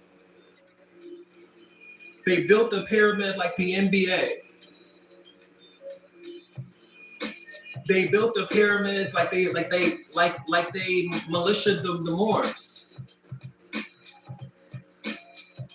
And when Moses went to free them, that's what he did. He freed the slaves. Now, when Moses freed the slaves, that was the last war really that like God really needed to like fight in terms of like making it clear around the world that he was God. Because once the slaves were freed, that's when everybody knew God was real. Because you got to realize the Egyptians had the world locked down, similar to how like King Arthur once conquered the world, similar to how like Genghis Khan once conquered the world, similar to how like the Persians and like 300 and all that other stuff transpired. The Egyptians had it locked down. They had everything for years, for literally like let me see how long the Egyptian Empire is, because like I know off the top of your mind, you think it was just like a short period. but it was super long time.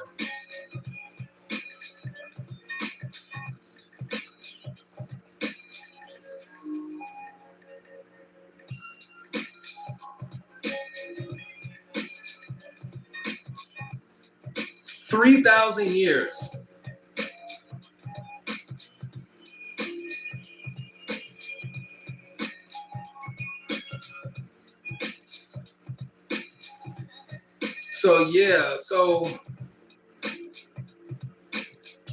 So Egypt, wow. So Egypt it was for 3,000 years.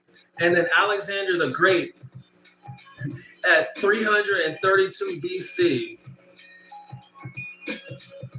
conquered Egypt afterwards. But even after Moses freed the slaves, Egypt still had a total grip over the world. It's just Moses came through and really got the slaves, and it was world news. And so at this point, this is when, like, again, they have Alexander the Great. This is when you have like the cathedral. This is also when like Greek mythology, because this was the time when God was really winning all the wars. This was before Jesus. This is when God was winning the wars. Because see, after all that stuff happened, he freed the slaves, and then God started just annihilating people in wars. And the reason why I know that is because that was what really shifted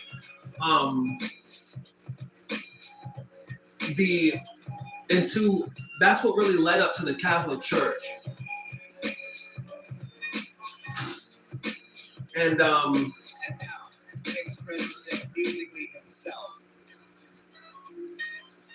just making sure I get all this out.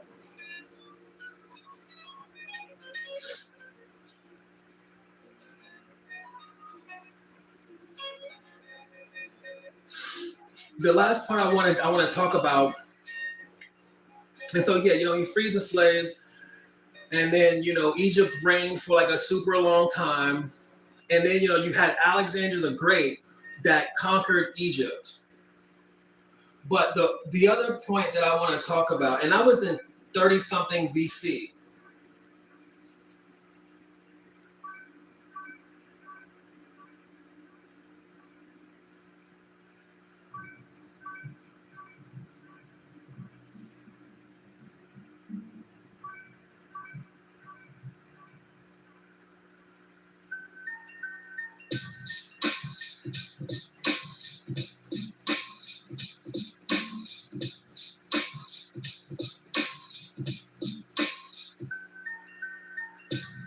It's just really important because there's like this other lie at this point.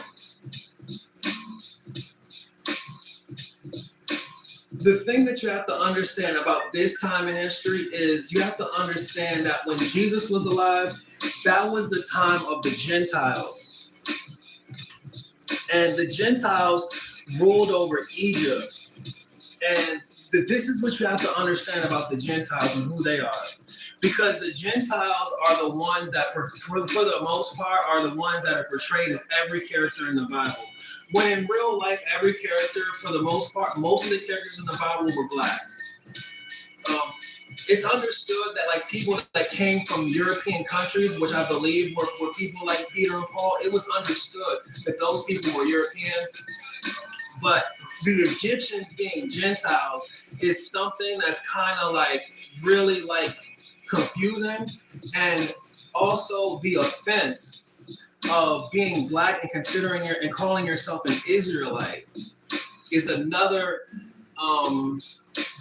consequence of the lie, the misinformation, especially in regards to Gentiles, because in reality the Gentiles were the hobbits, the Gentiles were the Homo sapiens.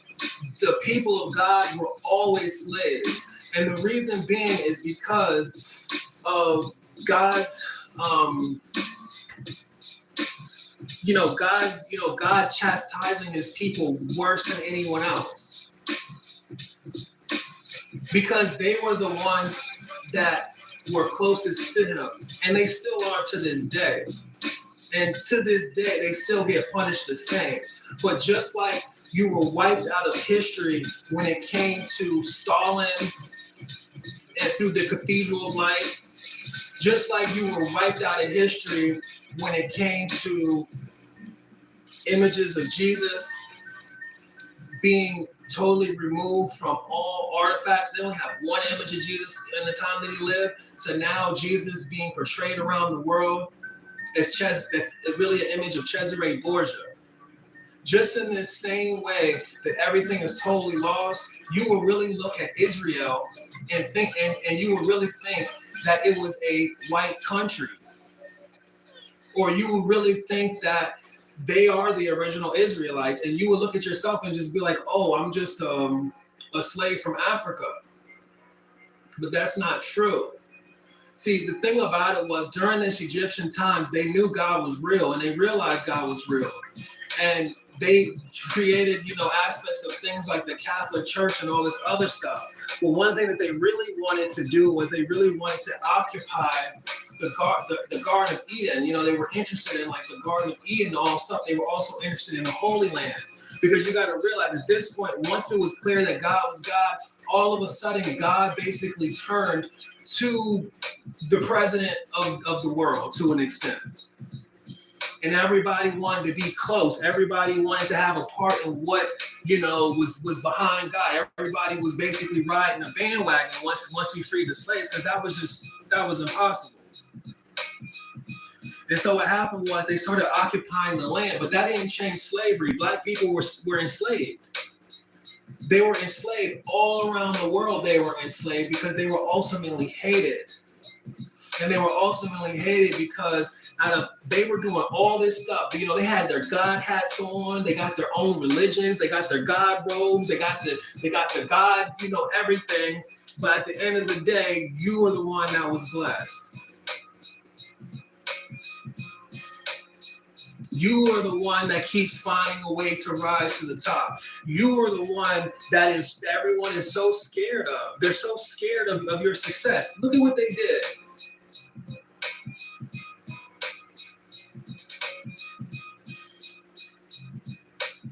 And so ultimately, they always will come to this conclusion, or they'll always come to this level of hatred, which will lead you into slavery. Without God, you will always end up in slavery.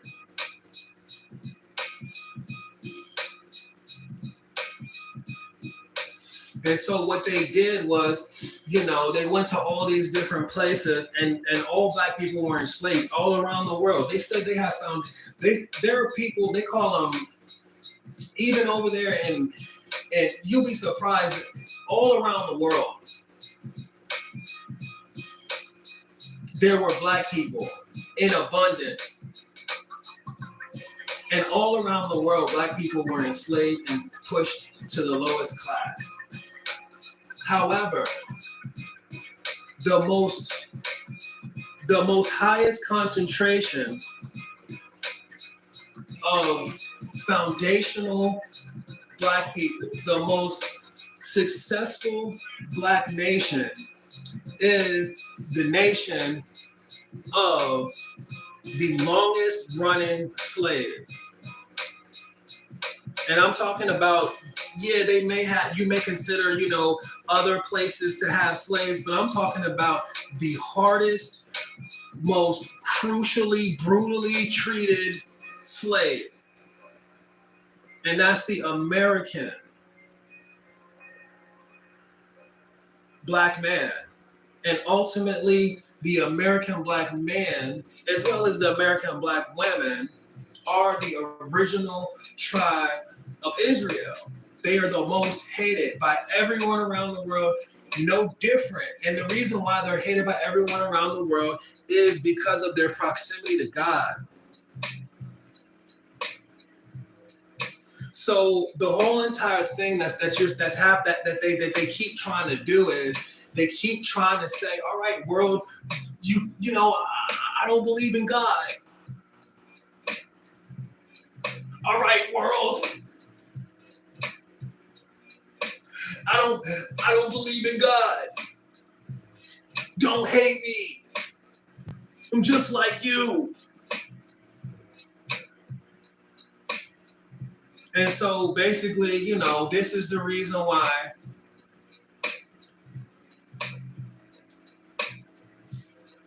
they're like, just don't hate me.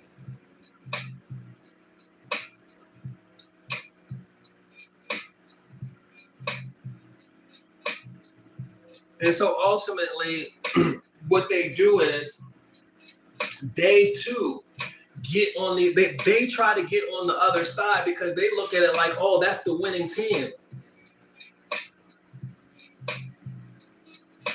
Back in the Egyptian days, they were the ones talking about Egypt. Back in the Babylon days, they was the one talking about Babylon. Nowadays, these are the same people talking about Boule. This is the reason why their mission statement is to tear down the next black leader, because by them aligning themselves that way, it gives them a feeling that they have some sort of, it gives them some sort of ideological preference amongst those that ultimately want to see you die, those that ultimately want to see you extinct, those that want you off the face of the earth, those that want to sacrifice you. These are the people that are doing the sacrificing.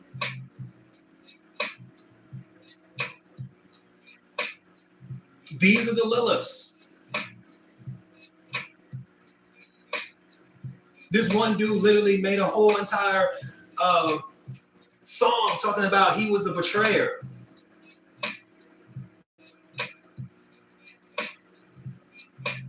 This is the reason why they are all like, oh, we gotta sell our soul. And then just like Satan told them to sell their soul, these fools sell their soul.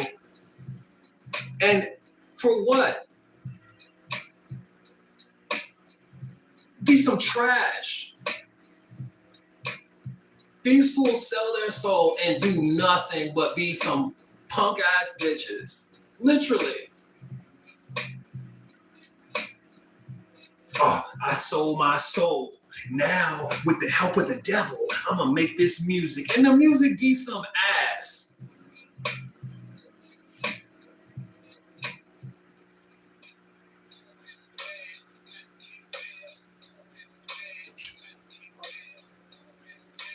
Now that I sold my soul, I'm gonna get this money. And then they be broke. Now that I sold my soul, I'm gonna get down with the get down. And they be just like Obama now, getting their ass whooped on the back end.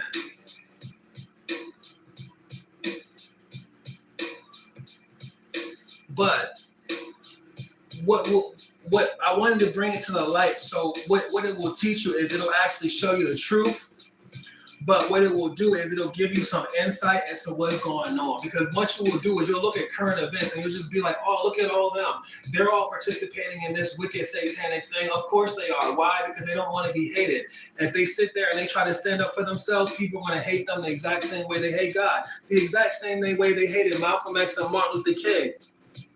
They don't want that. They want, they just want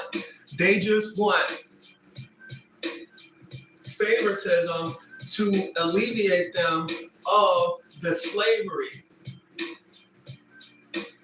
And they're willing to sacrifice everything. And this is the reason why Black men are so strong. This is the reason why Black people are so strong.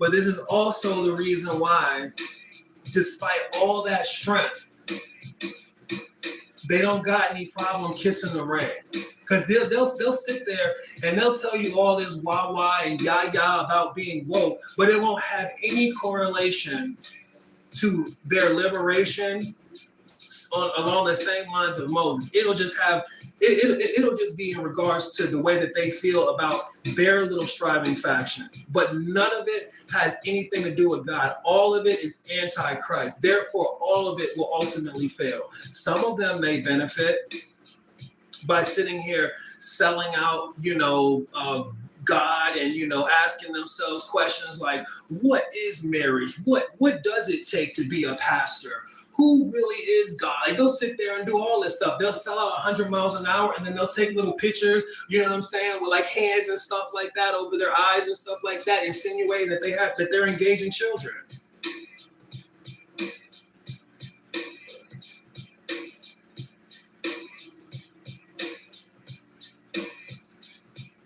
And so when it comes to like, these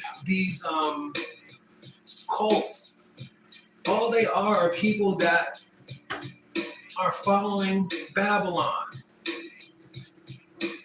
And the hilarious thing about it right now is these fools is even more lost now than they were 50 years ago. They just, like I said, they will always rebel against God.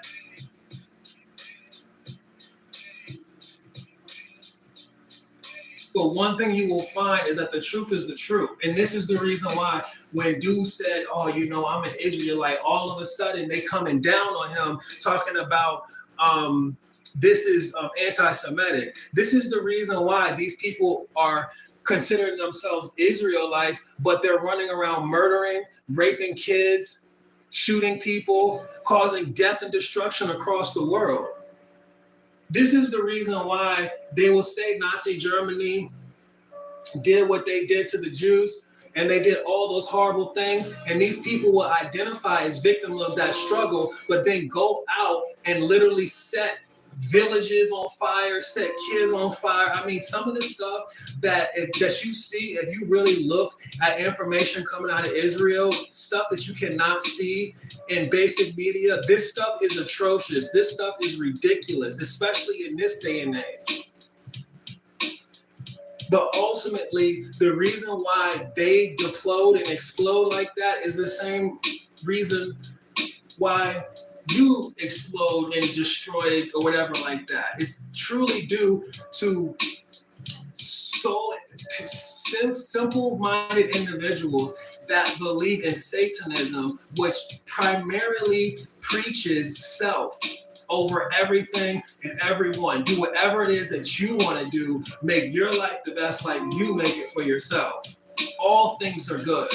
So because all things are good, there's no overall righteousness. And the overall thing is, what happens is people get put in positions of power, and out of being the biggest players at the table, they do whatever it takes to maintain their power.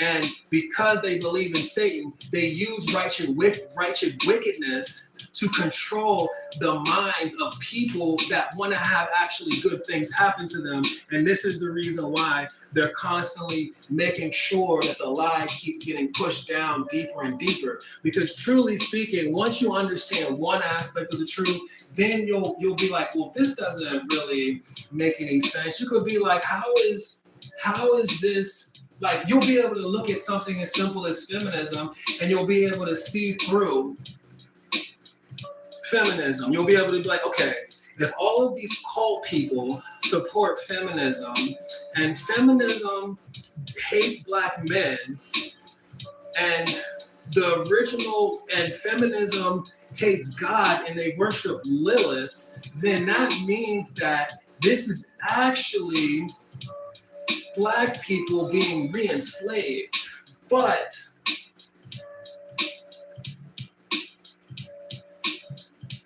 you see what I'm saying? You'll be like, this is actually us selling out and damning ourselves even worse in exchange for what? I mean, who's really getting the money? Oh, worshiping Satan?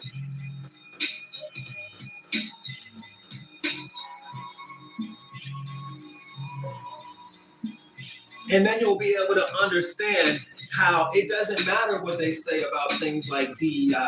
If they're not sitting there talking about God,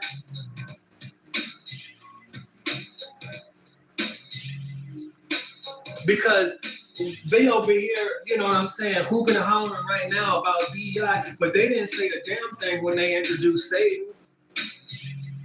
They didn't say nothing when they introduced Satan.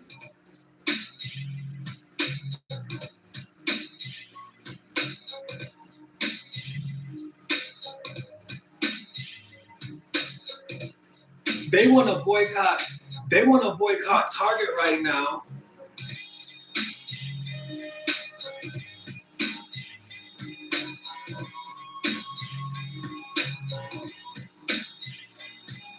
Because they're having little impacts on diversity, equity, inclusion, but they didn't say nothing about diversity, equity, inclusion in Target when they had those little bathing suits for their boys with Satan on the cover. They didn't care nothing about that.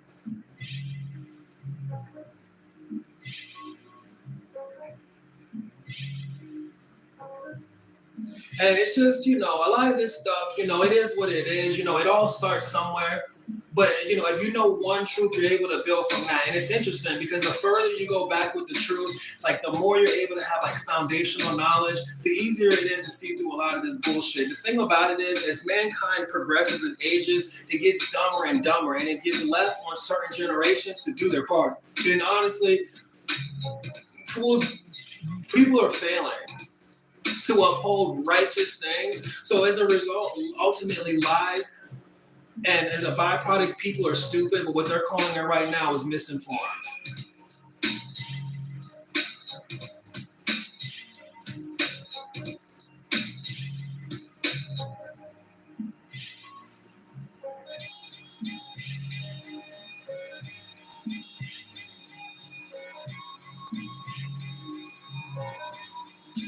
Once you understand these things, they really lay a foundation for you being woke.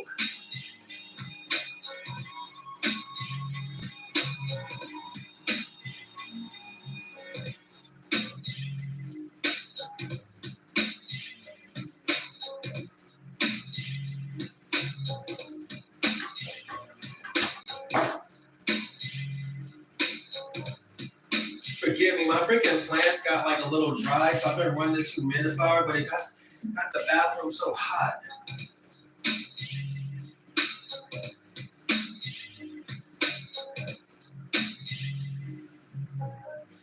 So anyways, I just wanted to get that out there because I just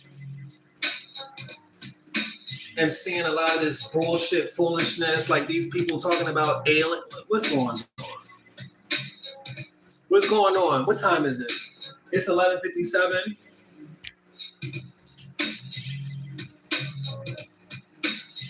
What's going on, man? What's the off-topic question?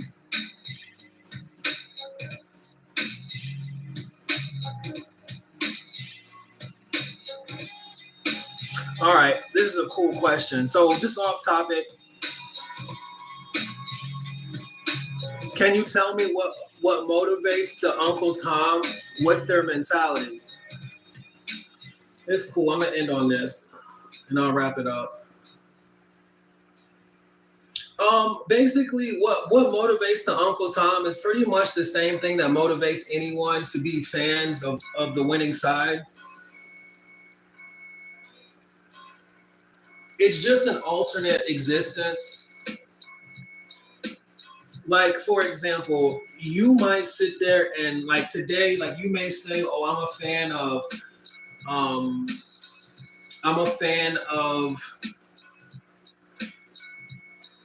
like you might say, I'm a fan of the New Orleans Saints. And then all of a sudden, next thing you know, the San Francisco 49ers win the Super Bowl. And then you go over there and you say, okay, cool, I'm going to be a fan of the San Francisco 49ers. Ultimately, Toms understand that the ultimate dynamics of the world, and they just feel like they would rather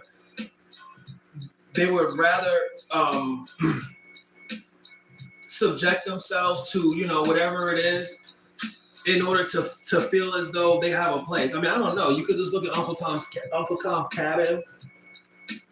It'll tell you about a guy called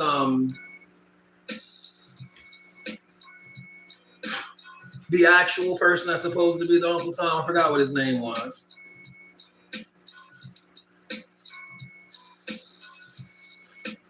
I forgot the name of the dude. It wasn't Uncle Tom. It was actually the other dude. It's just known to be Uncle Tom.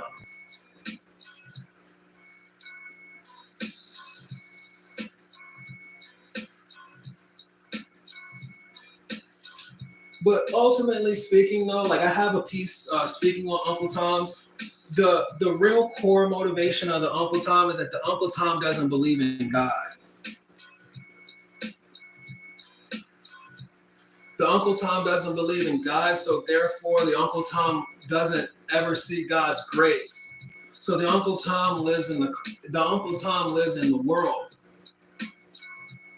And as a result, the Uncle Tom, truly speaking, the Uncle Tom is either some form of dumb, deaf, or immature. They're dumb to what they're sacrificing in terms of what it really amounts to. I can tell you straight up right now, if I give you $3 million in exchange for your humanity, I can tell you right now, if I give you $300 million in exchange for your humanity, a lot of people will take it. The thing about it is, $300 million is no different than having $300 million is no different than having 200,000. In terms of there's no difference. I could give you $5 billion. Here's $5 billion. You can't. What are you going to do with $5 billion? That you can't do with 1 million. What are you going to do? And see, it's at this point when they realize the value of humanity, because it's at this point where they have to look in and try to find some fulfillment in life, and it's at this point where they won't have anything. And they'll really understand really more or less what their sacrifice is. But a lot of times for them, because they don't really acknowledge God, they take on coloristic worldly beliefs. So with the way that they see Black people is, they see Black people the same way everyone else sees Black people in the world, as ignorant, belligerent slaves. So because they see Black people as ignorant, belligerent slaves, they are fine going through whatever sort of path they have to go in order to succeed, because in their mind, they're going into a better place. I think Uncle Tom, I think Malcolm X refers to it as they're going to like a white heaven. So the Uncle Tom sees, for example, the deep suburbs as like a desired destination. So they are basically dumb to really wisdom. They don't have any wisdom. Similar to how, Babel or whatever, Baal or whoever these people are, Lilith and all this stuff, were sitting there literally trying to build a stairway to heaven. Without having any access to God, you don't really know anything. Ultimately, you're lost. So the Uncle Tom is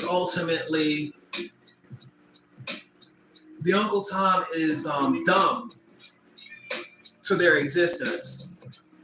They're deaf to God. So when God is warning them about what they're getting themselves into, when God is warning them about the people around them, when God is telling them that they're going down the wrong road, they're doing the wrong things, or when God is just trying to tell them how to become strong, when God is trying to tell them the truth, when God is trying to let them know that they have potential, that they can be more than just a slave, that they are more than just a slave, when God wakens them up, they're deaf. They don't hear woke. When they hear woke, they hear more slave, homosexuality, all this stuff. Right now, what they're doing with DEI, Uncle Tom's, they looking at DEI and they like, yeah, we getting rid of discrimination. They say, yeah, we getting rid of discrimination. We got to get this DEI up out of here. They're dumb in their lack of understanding. Because all they would have had to do was work for UPS. All they would have had to do was work for UPS and drive their little Tom and asses from here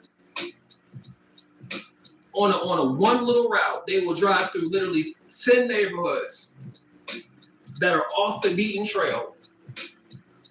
And they are going to find themselves in suburbs that are so deep, they make me nauseated how deep some of these suburbs are. These suburbs will be so deep. You will look at an apartment building and you will understand inequality. These suburbs will be so deep. You will be like, how did all these people buy a house?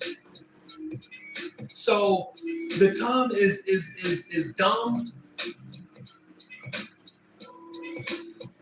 deaf to God, and ultimately immature, because the Tom, truly speaking, is just a slave. And I forgot the name of the actual, I think it was like there's Tom, and then there's Uncle Tom, and then there's Samus or something like that.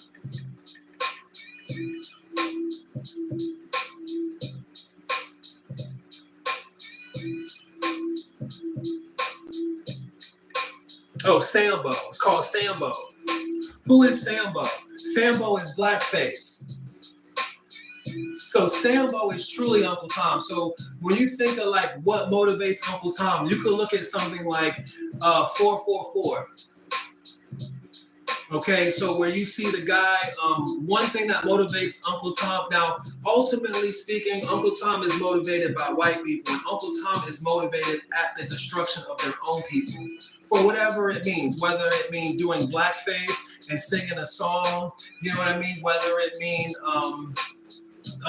hating black people and trashing them, or whether it means pushing misinformation like what they're doing right now, or whether it means destroying the black community. This is the ultimate push behind them. But because they are dumb, deaf, and immature, and truly speaking, they don't know God at all, they're really just looking at it from a state of survival, not really understanding that it's not worth living if you are nothing. Not really understanding that it doesn't matter how much money you have, what are you going to do?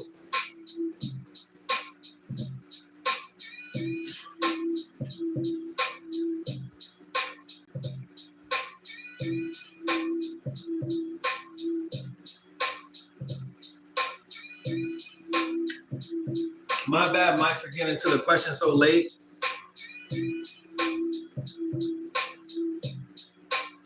The way the chat works is just kind of, and I have to really stay focused. But yeah, truly speaking, it's not so much that you gotta understand the Uncle Tom from the perspective of slavery.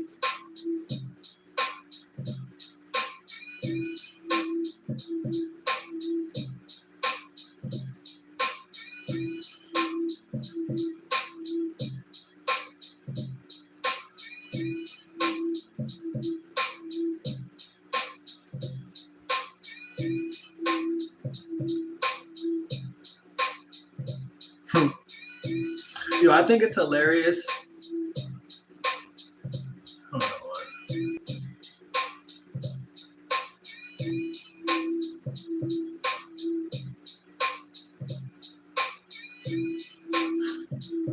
It was funny how the Uncle Tom question is a part of the live chat, but it's not a part of the top chat.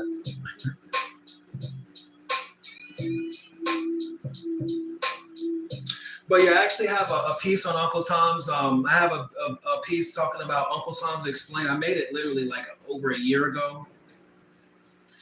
And I really explain really what it is.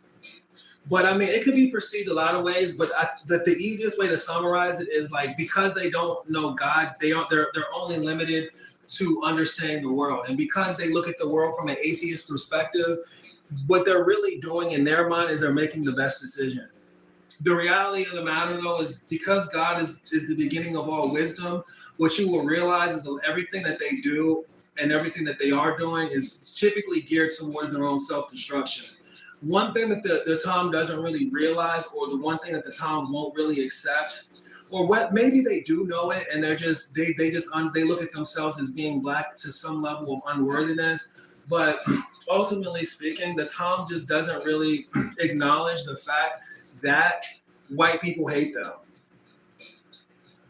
And I'm not talking about all white people, but just the simple fact that it's just a going thing.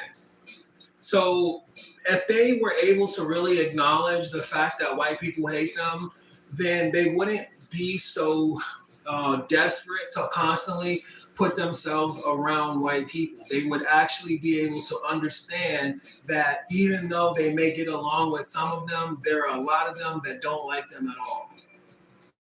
And they never really will accept that, or if they do accept that, they'll look at it, they'll look at themselves as inferior, and that's what more or less like fuels them to do all the things that they're encouraged to do.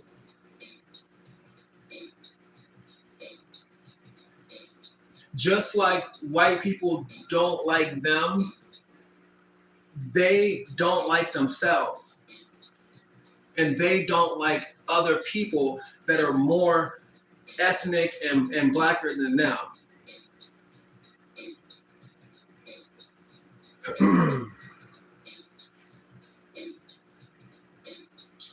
But at the same time, you got to also understand that these people, like I said, they don't know God. And truly speaking, a lot of times they will have faith, but it'll be faith in Cesare Borgia.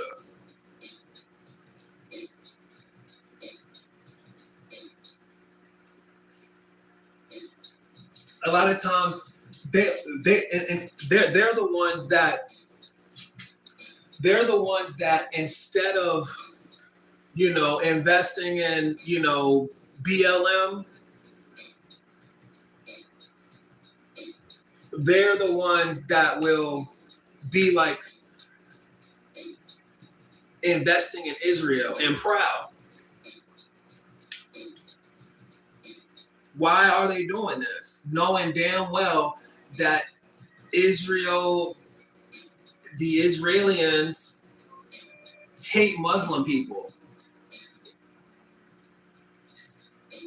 When they're black and they have more, and Muslim people are under attack for the same reason black people are. They just don't look as black as us. Killed just like black people. This again is the perpetuation of their destruction. They're happy being that one good one. And the thing about it is,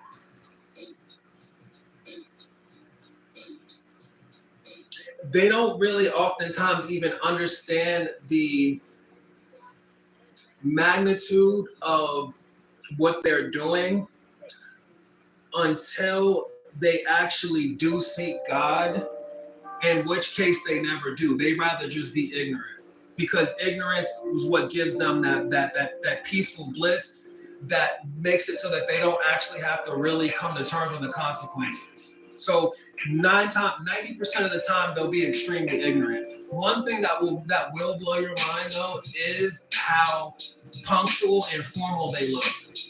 Like, it'll really blow your mind when you realize when like they have really sharp haircuts, they dress really nice. They seem to have a lot going on, but then when you actually listen to them talk, they don't actually. You realize really how smart they really are, and then it's at that point when you realize that really they're just like people sleep to the top. They're the people that sacrifice to get to where they got. You realize that they are able to do that because they are the Sambos. Just like they were able to do blackface.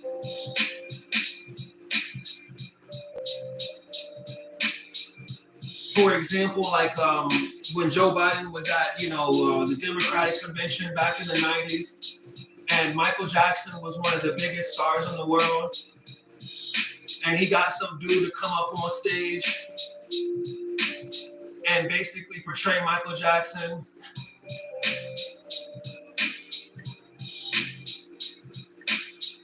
like a fool out of hatred for the things that Michael Jackson has done, out of hatred for the uncomparable state of celebrity. They'll sit there and do that stuff. And it's interesting because one thing that will really blow your mind is they like I said, they do this stuff for advancement.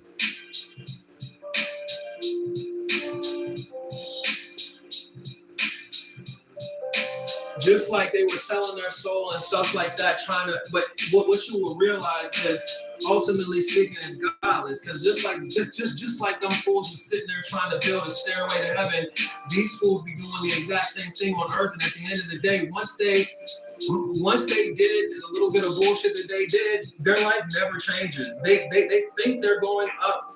They're not going anywhere. They're on a Stairmaster.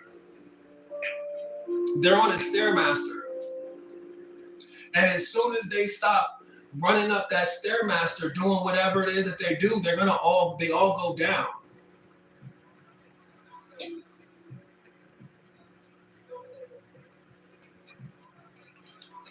This is the reason why they got to keep selling. They got to keep selling, because if they don't keep selling, what happens is the more they sell, the more they find themselves isolated, surrounded by the people that hate them. And those people are the people that kind of keep them where they're at. One thing that we're seeing right now is everything that Obama worked for, everything that Obama achieved, it's all being torn down. And the thing about it was they really tried their best to sell out. Like they really were trying to sell. They were selling hard. But ultimately, when it all came down to was them disgracing every single aspect of their legacy. The war in Iraq that had came to an end has been put back in virtual full swing. The progress and the balance of of what happened with same sex marriage in terms of like its harmony with like the world and just people just accepting that was totally magnified and perverted to the point where now we're dealing with people literally having Satan clubs in school. The things that they did for the Black community in terms of reducing jail sentences and all these other things like that have been totally reversed by giving everyone protection laws and not giving the people that are most prosecuted. The cleaning up of the streets, and all this other stuff that took place in the 90s has now been replaced with fentanyl. And nobody is saying anything about this. The housing and all these things that were established so that where, people had were starting to build, in places like Michigan are now being replaced by the most craziest flow of immigration, literally pushing people out of homes.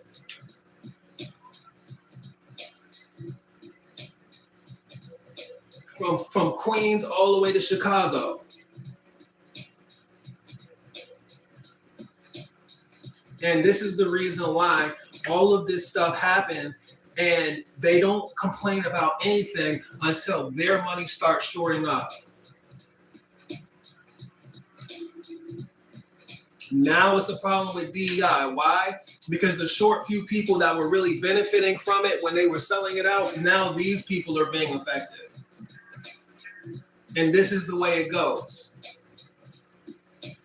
And in their mind, they figure they got to keep playing the game.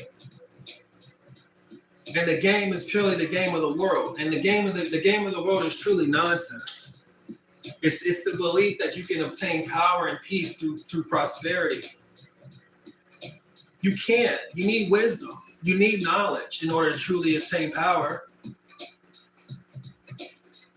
And the only way you're ever going to have any sort of prosperity is if you have real power. Black power. Otherwise, if you're fighting for white power, all you're doing is fighting for your own enslavement. All you're doing is fighting to be confined to hell. And if you actually do your research and you connect the dots, you realize that that's exactly what these organizations are designed for. This is the reason why they are bougie. They're just rich, broke people because they are just continued slaves.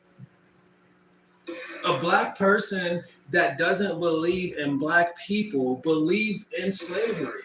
And these are this has always been a secret war within the black community.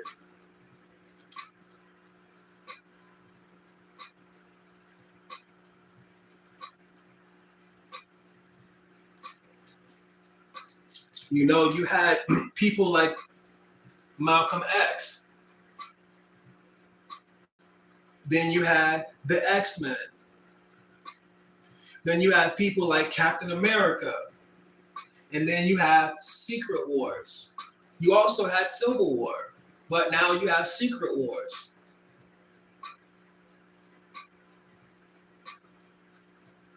And these people have always been geared against your demise. They're always been engineered that way because the world has always been more synergistic, or at least the world is always trying to continually perpetuate them over the one that's actually intelligent. Yeah. All right.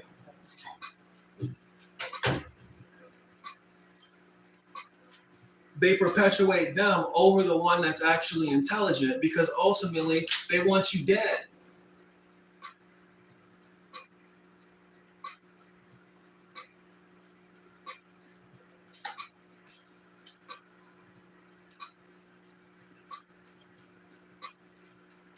And if you actually do your research, when they're doing all the things that they're doing to you, they're doing it all to you in rebellion of God. And that right there is the woke story of Adam and Eve.